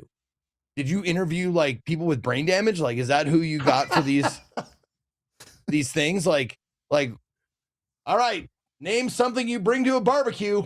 Number 1 answer, waffles. What the fuck, dude? Are you? Is this a joke, Richard Karn? Are you kidding me with this? Oh, yeah, man. it's been a ton of fun. Cool. Fantastic. We'll call that an episode and depart. I think next week, I haven't received a full-on confirmation, but I think it's a soft confirmation. Rami's going to be joining us for the first time. We haven't seen him in Oh, cool. a Man. long while. A hot Yeah, it's been a minute. few months. Yeah. Yeah, what's he been up to? He's working doing, on a he's game, got a I game. think. Yeah, he's doing a man. game. Is he going to come on and talk about it? Is that what he's coming on? And other things, I think, yeah. It might not Oh, be, yeah, dude. he'll be on the show soon. I don't want to fully commit to next week because he said there's something happening next weekend that he may or may not have to go do. But he'll be on the show soon. And then we'll work on getting some more guests. What I guess the big release is High Ground. Me and Cole will report back, let you guys Yeah, know. I saw Paul Tassi on Twitter. Said tomorrow there will be a developer stream about Highguard, the embargo lifting on a creator Highguard event, sponsored Highguard streaming from those creators, and the launch of the actual game. So it's all happening tomorrow. Yeah, 1 p.m. Eastern. Let's do some shout outs and get out of here. Zeke, why don't you start us off, then we'll let you go last as the guest. Oh, okay. What's up, everybody? Thank you guys for watching. Thank you, Dan Sebastian Gaming, for joining us. Always fun to have you on the show and talk to you. You're one of my favorite people from this website we call Twitch.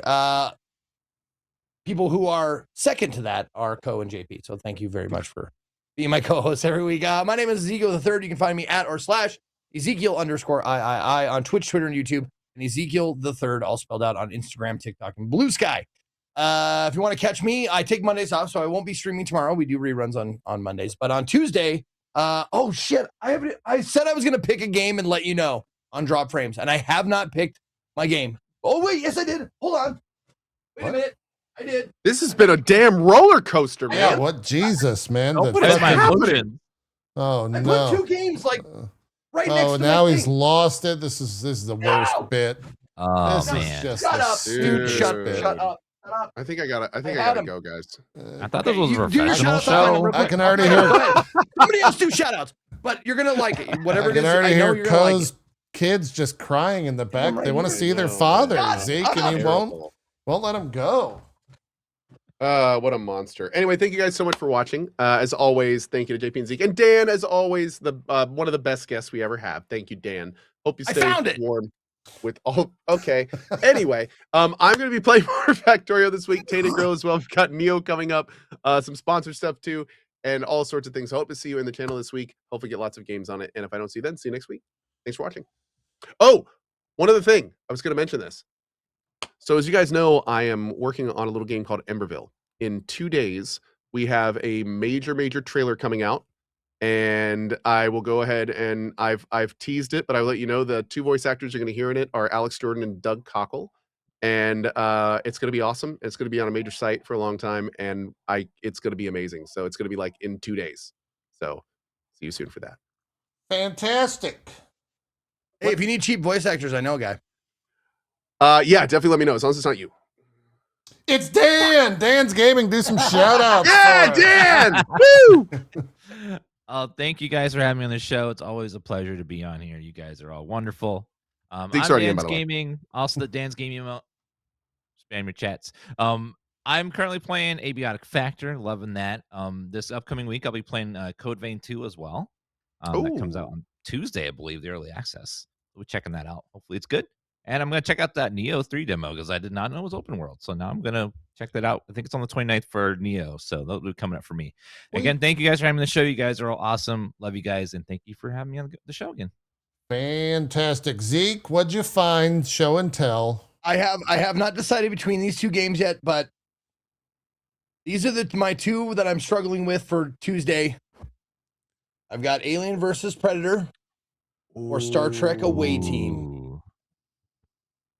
Sci-fi versus decided. sci-fi. Oh, Damn. man. Well, That's the thing good. is, like, Star Trek is one of those games that, like, I played a Star Trek 1 or 2 or more every CD-ROM-a-thon, and we haven't had one yet.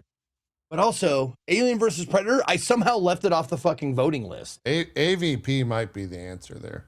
So AVP I is might have to awesome. do AVP Gold Edition. I don't know. Is that the one that has the multiplayer where you can play as the alien and crawl on the walls and stuff?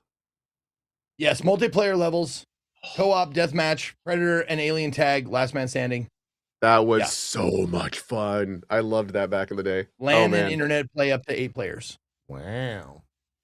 Well, you got to do that. Okay, AVP it is then. AVP. Okay, we've made our choice. Alien versus Predator Gold Awesome. Edition. Awesome. It'll We be have on decreed Tuesday. it. Hey, at the end, even if you only have to load it up in your own, you should totally load up and play the alien a little bit because it's awesome. It was like at the time, it was Oh, the multiplayer? completely. Oh yeah, playing the alien was nothing like any other game. It was so much. I fun. have to install it on stream. That's part of the fun. No, I mean like at the end because I doubt you're going to be able Oh, to I find see anyone what to you're play saying. Okay. with. Unfortunately, yeah. And I don't know if you play Ah. the alien in the game. So anyway, have fun with it. It's gonna be great. Yeah. Do We'll it figure it out. All right, that's it. Thanks everyone so much for watching. We'll be back. Follow us on the Twatters, the Blue Skies, the wherever. We'll let you guys know when we're doing more. Generally, though, most Sundays, 1 p.m. Eastern. Dan, thank you so much once again for joining us. We'll see you all soon. Thanks for watching. We're out here. Have a good one. Bye.